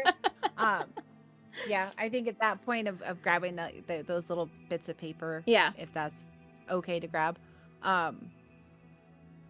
then, because I think that's just a normal thing you would do if you thought it was an emergency. Grab those last things. Yeah. I mean, you do only have one spot. I'd say that, like, you can have petty cash in your back pocket. You have your mom's letter in your pocket. But, in terms of, like, anything else you're grabbing, if you want the extra case of bullets, that's all you have left. Like, that's the only thing you can grab. Yeah, I'll take the extra case of bullets then. Okay. I'd say seems like the most pivotal thing. Yeah. So with that, you would have 15 extra bullets then that are not in the gun unless you decided to reload. And currently you have two slots open in your mag. Or in the chamber. Or not chamber, whatever. Gun. I don't The clip? The clip, thank you. Yeah, it's like I can't remember what the fuck it's called. I got you. Today's episode on My Mom's Dead. It's for science, okay? Magazine, yeah, that's another great word I could have used, and I chose not to, Grim. Fine. You were really descriptive of my mom, so you did great. You're welcome. I got the right things, you know? I described the right things. So, yeah. And I have that Gary Con voice again, yeah. Mm-hmm. I'll start, she had been decaying for a long time, so is she a little lighter and frail? Like I could probably bring her downstairs relatively. She's the same weight. She wouldn't be any lighter per se. She isn't at the decayed point yet. It's not like her skin is falling off the bone. She's an early turn, so like she's still somewhat pretty whole. It's just her eyes and her skin and things like that are showing that she is infected. But she's mostly whole in its entirety. Like, she's not missing an arm or anything. She's still your mama. Well, yeah, but she gone. She go. She go. She go. So then I'll start taking her downstairs. I just assume that if she was frail, that you know how when you have lighter. Somebody that you're helping, that you could maybe move around. So you're not trying to be careful. So you can drag her versus like carrying. I was trying to not say that because Chad will have a heyday. We know it though. Plunk mom down the stairs. So you get mom down to that second floor again. Veronica's gone. Okay. She's not there when you return. but you're able to get Mom into one of the surgery rooms and up onto a table. In seeing that they're gone, can I go make sure that the door is locked? Like downstairs? Yeah. Sure. You head down. And the door that you had come in, which is the garage door, is locked still, from when you would have entered. But the first floor door is unlocked. And as you enter, like you open it to check, you do see that the front door has been wedged open. Wedged open? Yeah. Can I close it? Sure. You head out into the lobby area of your practice. It feeling like home, given the fact that you live here, work here, spend almost every day here. And you go to close the door, and you hear a gun click behind you. And you turn, and you see a man holding Veronica at gunpoint. And he goes, "I want you to give me all the meds you have right now, or I'll kill her." All the meds I have? Everything. Anything that you got. I don't fucking care. I'm not getting this thing. Whatever these people are getting, I don't fucking care. I'm not getting it. That's fair. Do you want this? Do you want to go upstairs and get it? Can we close the door so none come in and get us? Is that fair to you? You don't have to hold her at gunpoint. I'll give it to you. Oh, like the victim always. He's like, you can see he's on edge. Go ahead and give me a medicine check for knowledge. All right. That's a 5. 5, dude. 5. This guy, you may not think is very smart because you have no idea. The rumor of it being like maybe rabies, perhaps that's spread over the broadcast and you haven't been listening to it. That he'd come to a vet clinic, and try to obtain some medicine from you. It just seems like he's here to get something, and Veronica's like sobbing in this guy's arms as like she's like, "I don't want to die." Okay, so I'm just gonna say, do you want to follow me upstairs to get the medicine, or do No. you want me just to bring it down to you? Oh, Bring it that's down. perfectly fine. Yeah. Okay. Okay. And what do you want? What do you want in particular? Do you want antibiotics, or are you looking for? I'm not the fucking vet. He's like, that's true. You're not. You're right. That's absolutely fair. I'm gonna go up and I'm gonna get a bag and fill it full of like dewormer. All the bottles of dewormer I can find for him. There you go. Just like nice big one. There you go. And hand it to him. Okay. If the gun clips, there's a chance it's not loaded. And then yeah, I know that, but I'm not. Jen might not. I don't know. You got to do a check for that. Yeah, right. And I don't do well. I'd much rather and I'm gonna here's one bag of medicine. Would you like me to get another, or is that sufficient? He just grabs it and he'll throw, like, kind of shove Veronica at you. Okay. And essentially run out the door if you let him. Yeah, I'll let him go. Okay. Veronica is like clutching onto you and just sobbing and being like, "I'm so sorry I came down here to make sure everything was locked and it wasn't, and he was here." I see that now. Okay, we'll get the door like closed back up and locked. Are we able to do that relatively easy? Yeah. This is your second like everything here is second nature to you. Load it up on yeah, here's your ivermectin. Your rosacea will be fine. Your rosacea will be fine. You will not. That will not be this will not be a factor of your infection. Well, not. You're gonna be great. Your skin will look fantastic before it rots. Yeah.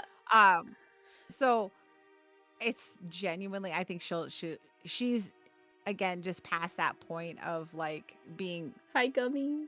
upset or anything. Like why Yeah. mom's gone. But I also feel like she's part of one of those people that knew mom was that they had been talking about her going. So Yeah. like it's more of like that's done. Okay. Next.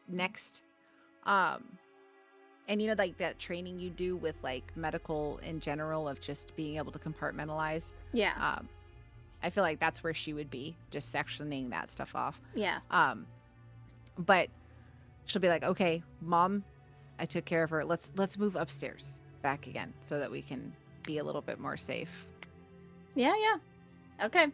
You guys are able to kind of maneuver your way back up after making sure all the windows and doors are locked tight. You lock the door to the stairwell, um, ensuring that you don't have another visitor before heading up to the second floor.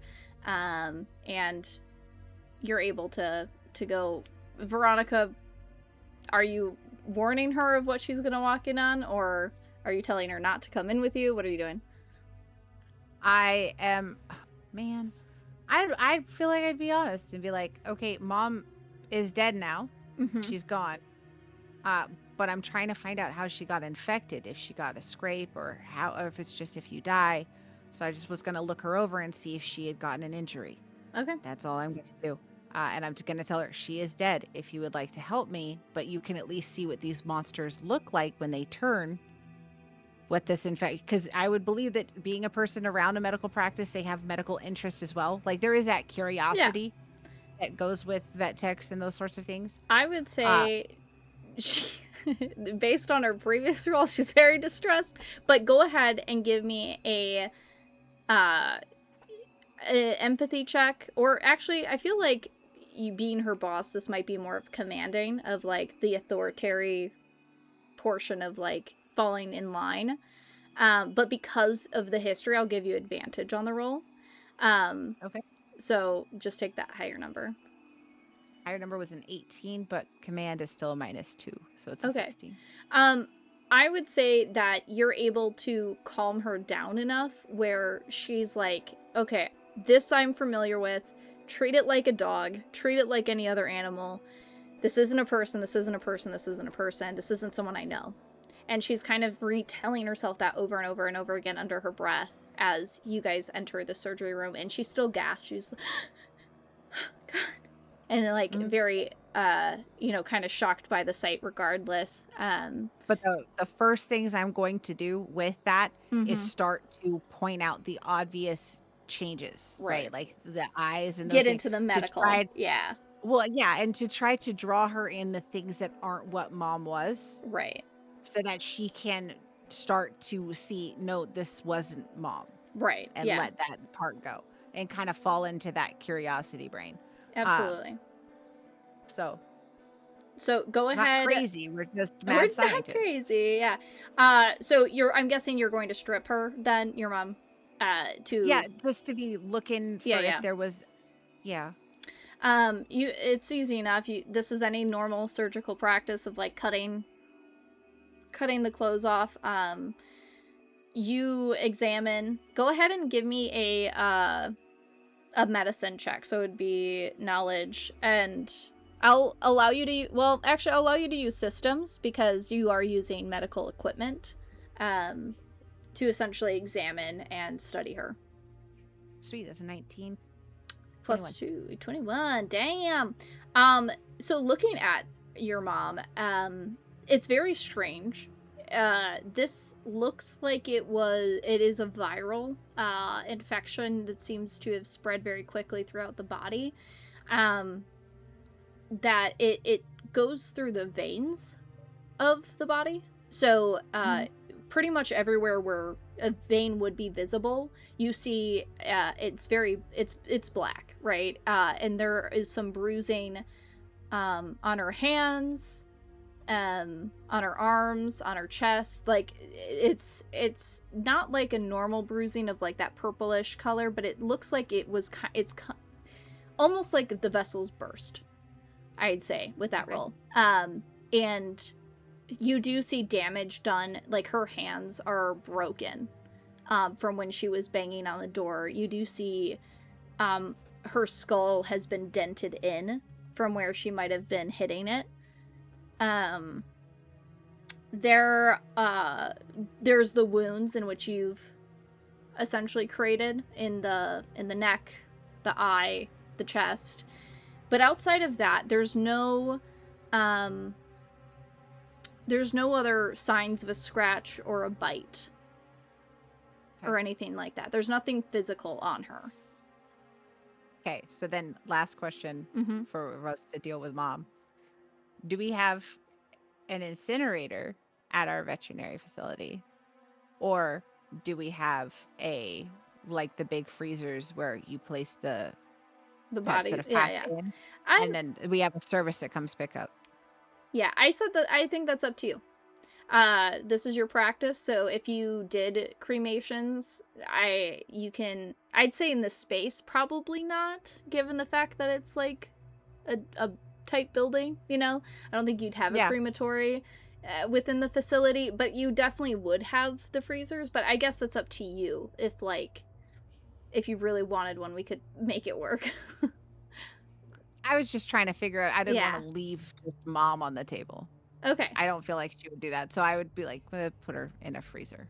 Okay. With the hope that maybe something I'll be able to come back. Sure. Once I get more knowledge at the mall. So, and then I will, once we do that, clean up, scrub up, make sure that Veronica is cleaned up and got all the stuff. So and gather anything she has. Go ahead and roll me a d20 to see how long maybe this has taken you. Got a 2. A 2? Okay. All right, we're gonna times that a little bit because I think this would have taken more than 2 minutes. Yeah, I think it definitely taken more than. Yeah, I would be like, I think this probably would have been about 20 minutes of your time with that too. And as you're beginning to put Mom into the freezer, maybe you have another animal resting in there from a pickup that was supposed to happen today. You start to see your mom's hand twitch, and then her foot begin to twitch, and you hear you close the door. Close the freezer and lock it. Put a lock on it. Right. Stays in the freezer now. And what does Veronica see that? Yeah, she's with you, so I'm gonna look at her and be like, "You saw that, right? They come back. Okay, we're the goals now. We're not putting them down. We're just getting away. That's there is no ending it.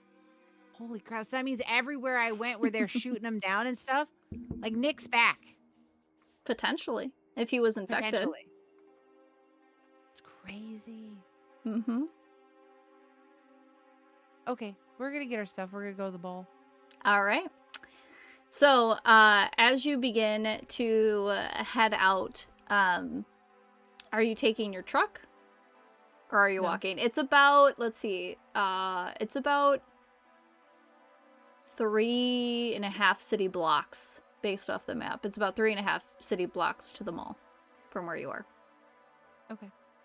And I love how into it Tiffany gets with the zombie.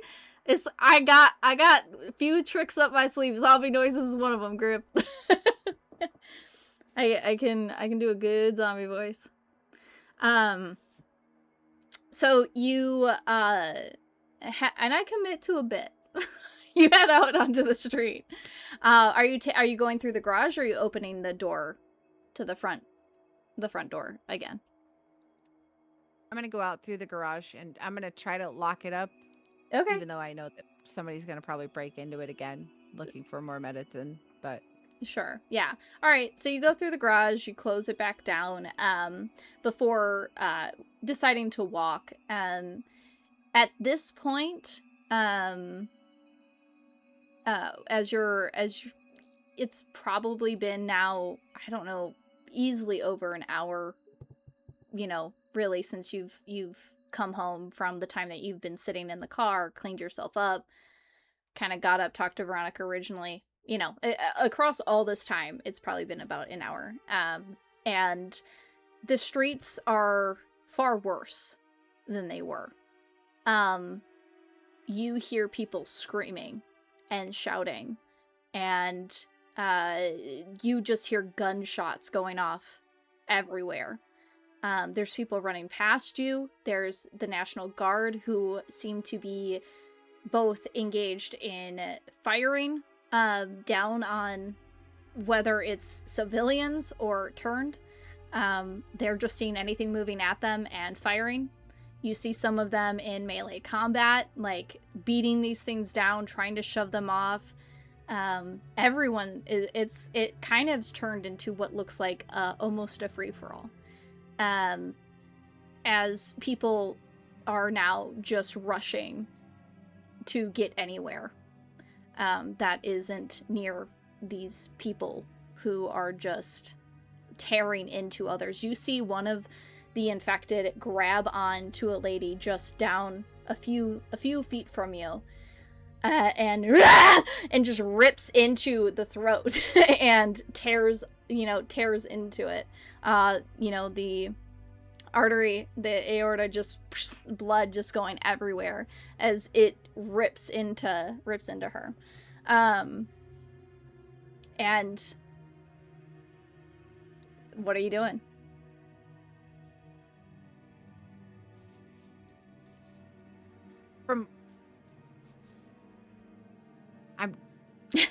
I really don't. Thanks, Sithy, for the plot enough, twist. the only reason I was trying to get into the city was see Mom. Now Yeah. I feel like the best thing to do would be to start leaving, because being around so many people is terrifying. Mm-hmm. So I'm. Do I? I'm trying to think.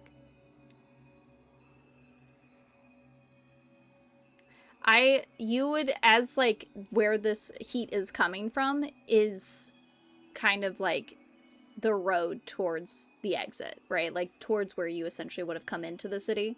You know, as being a Raccoon citizen, there's only like 5 ways total to get out of the city because of the valley that Raccoon City really sits in between the mountains.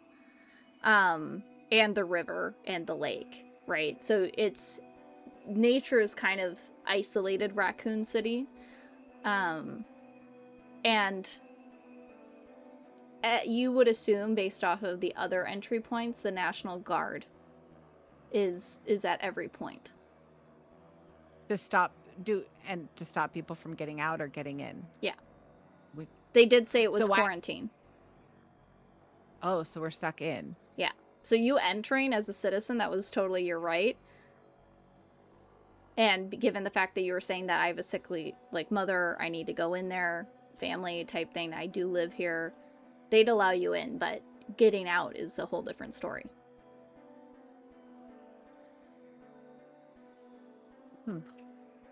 Okay. Now I really don't know where to go, and I don't actually want to be standing in the street while I try to figure that out. So, I'll be looking at Veronica will grab you. Doesn't really know. Yes. And just say, "Let's run," and she'll start tugging you to go. Where to? The mall. The mall. They said they're at the mall, right? Right. That's where they said. And okay, we'll go to the mall. All right.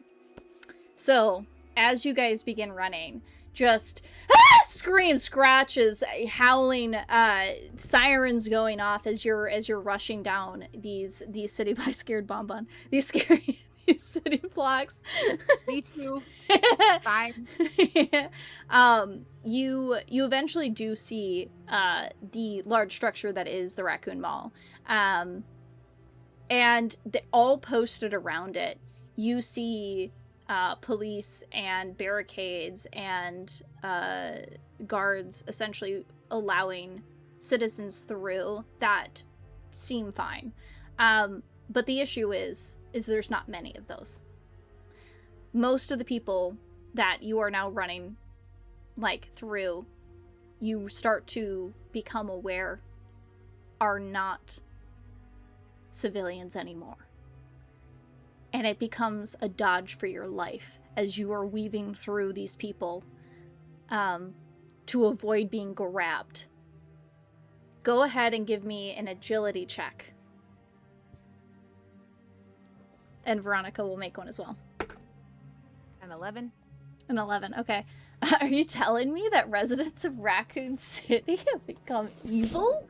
As you're rushing and heading towards the barricade and trying to dodge, someone grabs your bag and rips you back. And you fall to the ground. And suddenly you see a face just peering down and going, ah! And like is about to just bite into you. But Veronica tackles this thing to the ground and holds it down, and she goes, "Run!"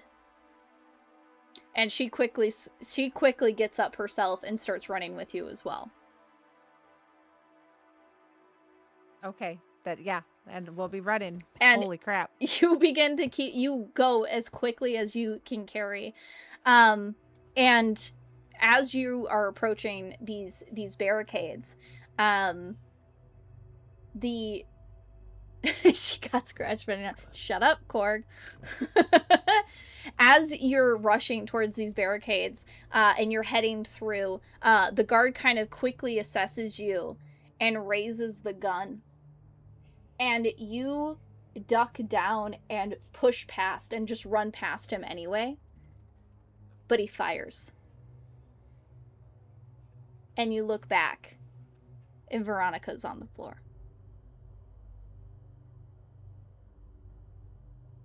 I just look at the guard. She wasn't even turned. Just be happy it wasn't you. Now fucking go.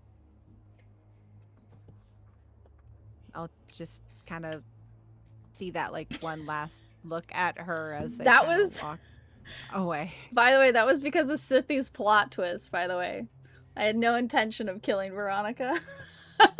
So thank you, Sith, for getting rid of my second friend. Welcome to the session. Mandy's all alone. Yeah.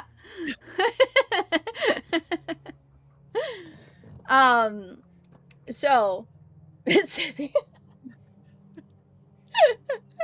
Damn. Sithy killed her, sorry. But you head straight through that barricade. What are you doing? I'm gonna start looking for any medical setup that they have there to see if I could offer any help. Sure.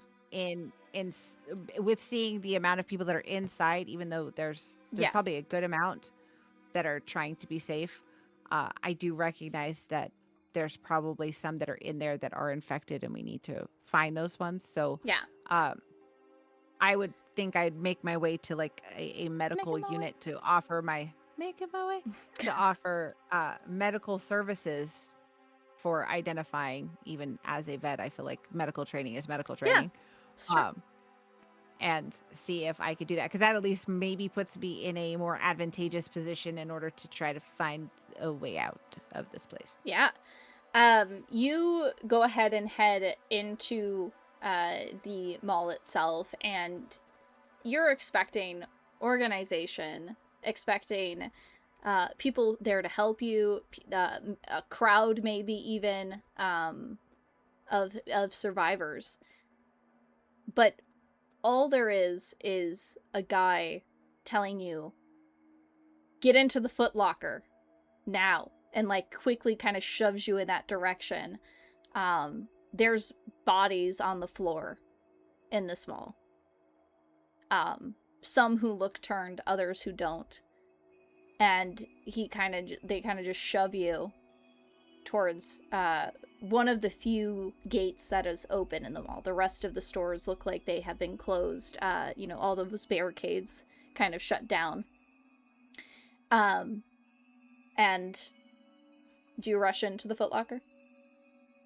Well, if I'm getting pushed, I Yeah. guess I'm going. Yeah. Okay. I was like, you can defy him if you want, but you head into the Foot Locker, and you turn to see only 2 other people inside. Strangers you've never met. But this is what seems to be all that's left. And you suddenly hear... You hear a massive amounts of explosions go off all around you. From what you don't know. But the earth rattles so hard. Everything on these shelves, all these sneakers fly off. The stands collapsing. It is like an earthquake just went off. Parts of the mall, parts of the ceiling fall in. The gate, the security gate that had been partially open, slammed shut from the force, forcing it to fall down and lock.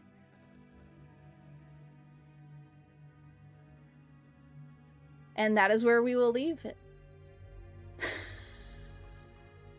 Well, damn. Okay. And that is, It happened yeah. in a Foot Locker. It happened in a Foot Locker. Yep. And That's awesome. yeah, the next time we will see Jennifer is July 24th. When we come back for all 3 of them. You know, to come together, the rest of the cast. Our next solo episode is going to be with Myriad on June 26th. And then following that will be Korg, which will be July 3rd. So, there you go. Wonder who those other 2 idiots are. Who knows? We'll find out. We'll find out. But yeah. Thank you so much for playing. Thank you. I had a good time. Yeah. I'm glad you put up with all my screeching and my shouts and all the fun things. It was only like a lot of screeching. A lot. Okay. Yeah. I mean, but it was a lot of zombies. I got attacked by dogs. I got attacked by my mom's people who help her. Yeah. So there was a lot of me getting attacked, oddly enough. Woo. Yeah. It was fun. Thank you. Yeah, I'm so glad. Thank you for being a part of you know, the series. I appreciate you being my first victim. And letting me traumatize you by killing literally almost every person you met. Yubamba, do not chew that, please. He's ready. He got mad at me because I scared him. He literally jumped and like ran away when I was screeching as a zombie. Yeah, but thank you so much. I really appreciate you being a part of it, and you played so good. I love Jennifer and how almost psychotic she is. Oh my god, Christian. Insane. What? Thank you for the 10 gifted subs. That's insane. Thank you. Holy cow. Almost psychotic. Almost psychotic, yeah. Oh my gosh, mandate. What did you just do? What did you just do? Thank you. Ugh. It was a fun time. Yeah. GG's on the zombie screeching. Yeah. Tier. Thank you. Thank you. Yeah. Thank you. I appreciate that. Whoa, thank you. So Veronica would have lived? Yes, Sithi. Veronica would have lived. I had intentionally kept her alive for a reason. But your plot twist killed her, so... Because it has to be something that's not intended for the events.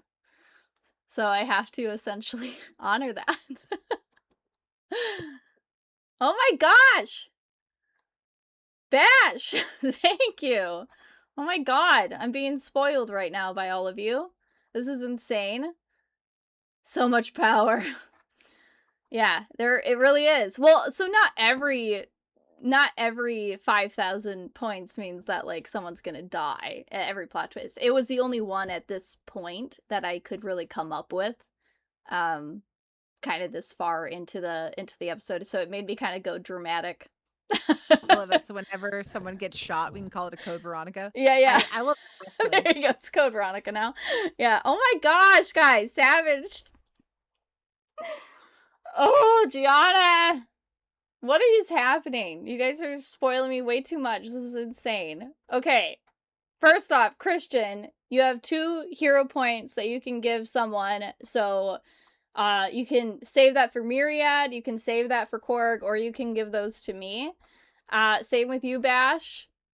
And then, Gianna, you also can give someone a hero point as well. Because I think that's 500. 1, 2, 3, 4, 5. Yeah. Thank you to whomever gifted the sub. Yeah. I'm being, like, everyone's being so generous right now. It's crazy. Thank you.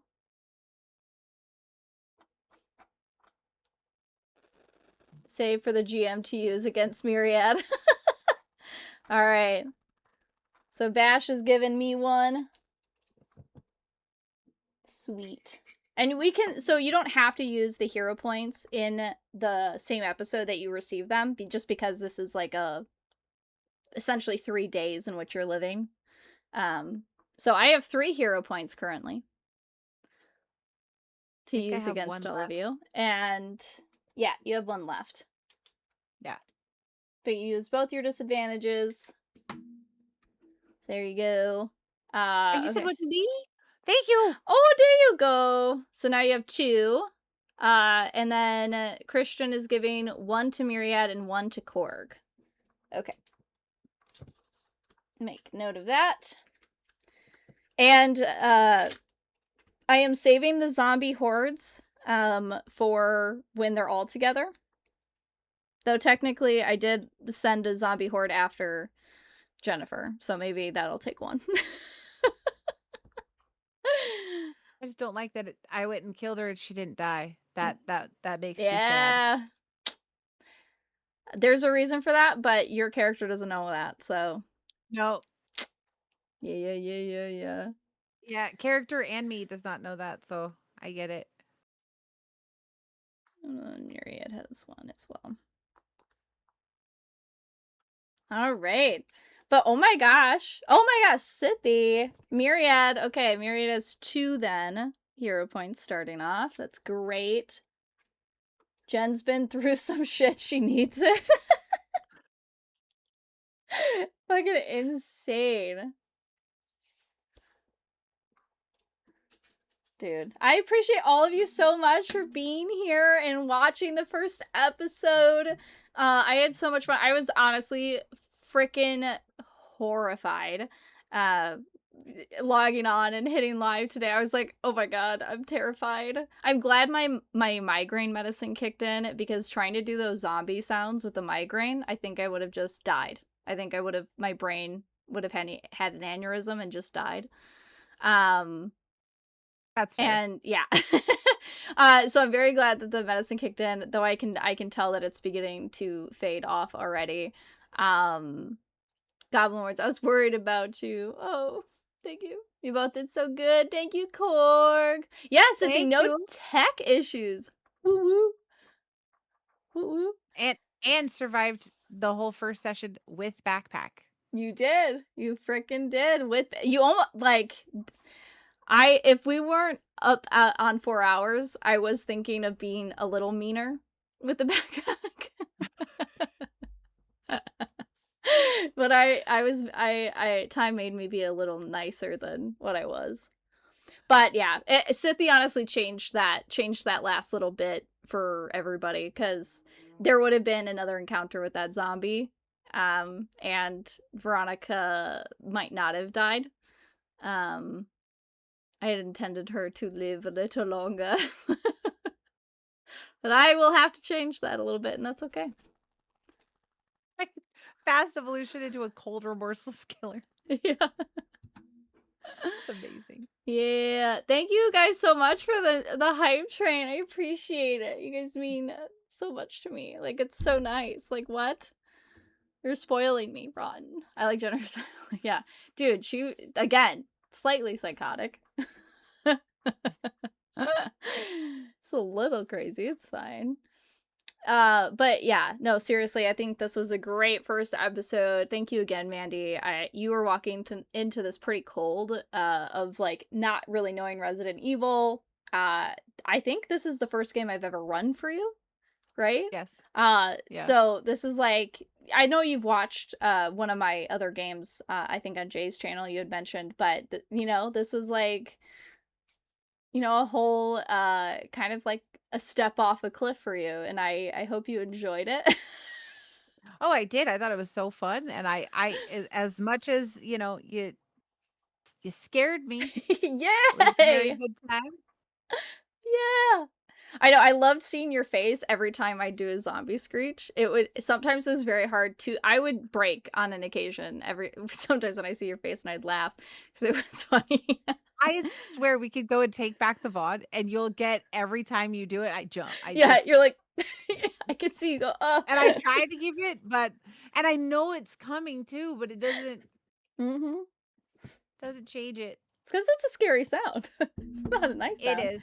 It's not a noise I'm used to having in my headset, you Yeah. know? Yeah, yeah, yeah. I'll have to make some clips of some of my zombie sounds and of you murdering your mother.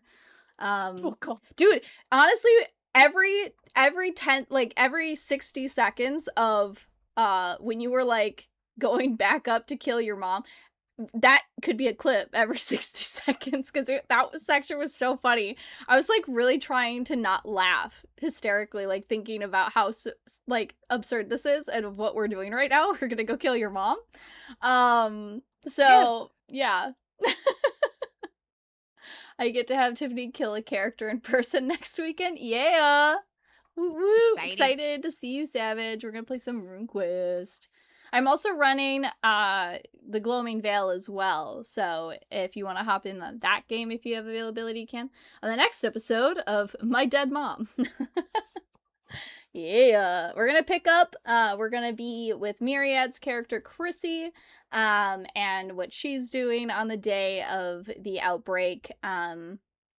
It'll look a lot different than what what Jennifer had to go through. But I'm super I excited to hope run it's Myriad through that. lovely. Like, I hope Yeah. it's, like, really sweet, honestly. She Yeah. needs that. Really easy. Yeah. Yeah. The Yeah, yeah. spoiled rich kid turned destitute, turned away from daddy. This is becoming a regular thing. Nice. I killed my Yeah. mom. What did she have? Oh, my nail broke. My nail broke. Oh my god. Like Oh. seriously? I just had them done. The sequel series to How I Met Your Mother. How I Killed My Mother. Yeah. So this is going to be a regular thing, Goblin. We have 13 episodes total of the series. So it'll be running all the way until November. We play like every other Friday except the next 2 Fridays. I am out of town, so we're not going to be running anything on those Fridays. I probably will still have a stream, but it'll be Where in the World is TR Nickel? Which will be brief little just chatting streams to say hi to all of you. So you're saying to redeem plot twist about 10:30 to 11 for maximum effect. I mean, that's how it worked out this time for sure. I mean, there could be a time where I'm like, I can't get it in this stream and I'll save it for the next one. But that, yeah, you pinned me in a corner. My improv brain had to come up pretty quickly, like, what the hell am I gonna throw at Jennifer in this last second here? Yeah, regular streamers. So Tuesdays and Fridays are when I stream, and it's normally always 6 p.m. at Central Time. I fear that is basically my character. Yeah. Oh, man. Okay. Dun, dun, dun, dun. I'm so excited that all of you tuned in. Thank you for watching through, or even bits and parts of it. Feel free to go back and watch the VODs. They will be up on Twitch for a few days, I think like a week. And then they move to my YouTube channel. It's also TR Nickel. You will see the exact same picture as my profile. I have done nothing with my YouTube channel, so you will just see straight VODs uploaded there for right now. Eventually, I will get around to making it a lot nicer and doing some cuts of the videos as well once I get around to doing that. I've just been too busy, too many deadlines, and also getting all this set up and launched. But I appreciate all of you. Let us see who we should raid into. Who is live right now? There's my phone.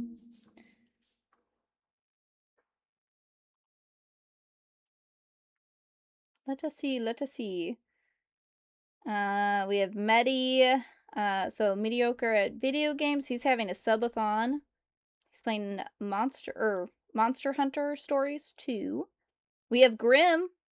He's playing Path of the Titans right now, which I think is a dino game, right? Yeah, the dino game. And then we have Mexi Dragon, who is playing Lumen Tale, Memories of Trey.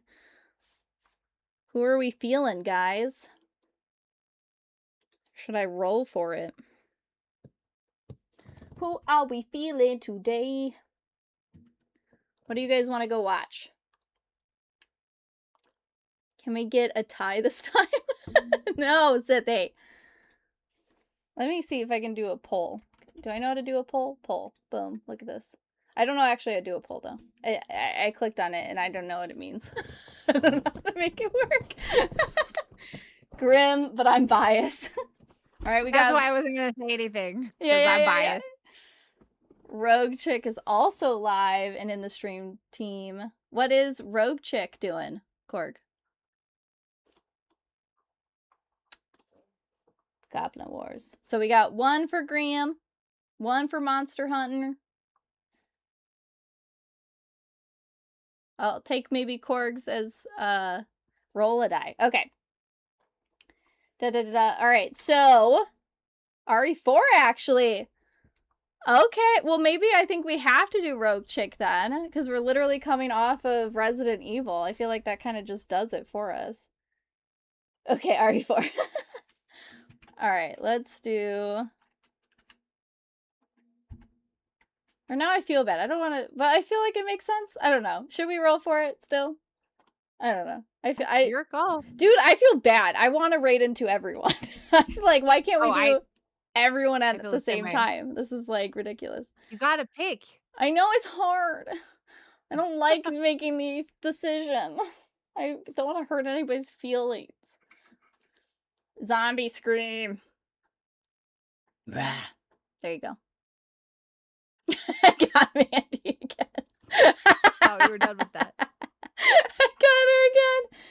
Command decisions. I don't fucking know, Goblin. I'm bad at this. Okay, we'll do RE4 because that is just very fitting. Raid. Heck yeah. Yeah. I hope that's spelled right, Korg, because I'm just copying and pasting. Rogue Chick.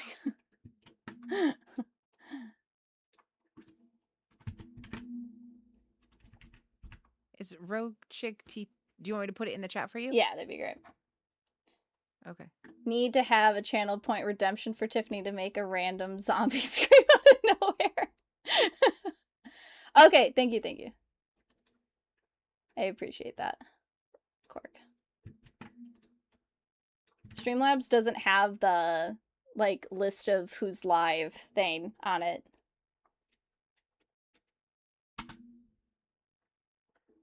But we are going to raid in. Everybody go say hi.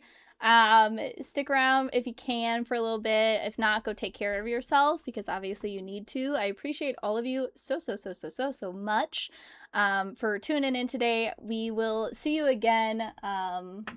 What was that date for Myriad's episode on June 26th, which is the Friday, 6 p.m. Central. You will see me on Instagram and Facebook posting about it as well. But I appreciate all of you so much. to all of you. And we will see you live back on Tuesday. So appreciate you. Bye. Bye.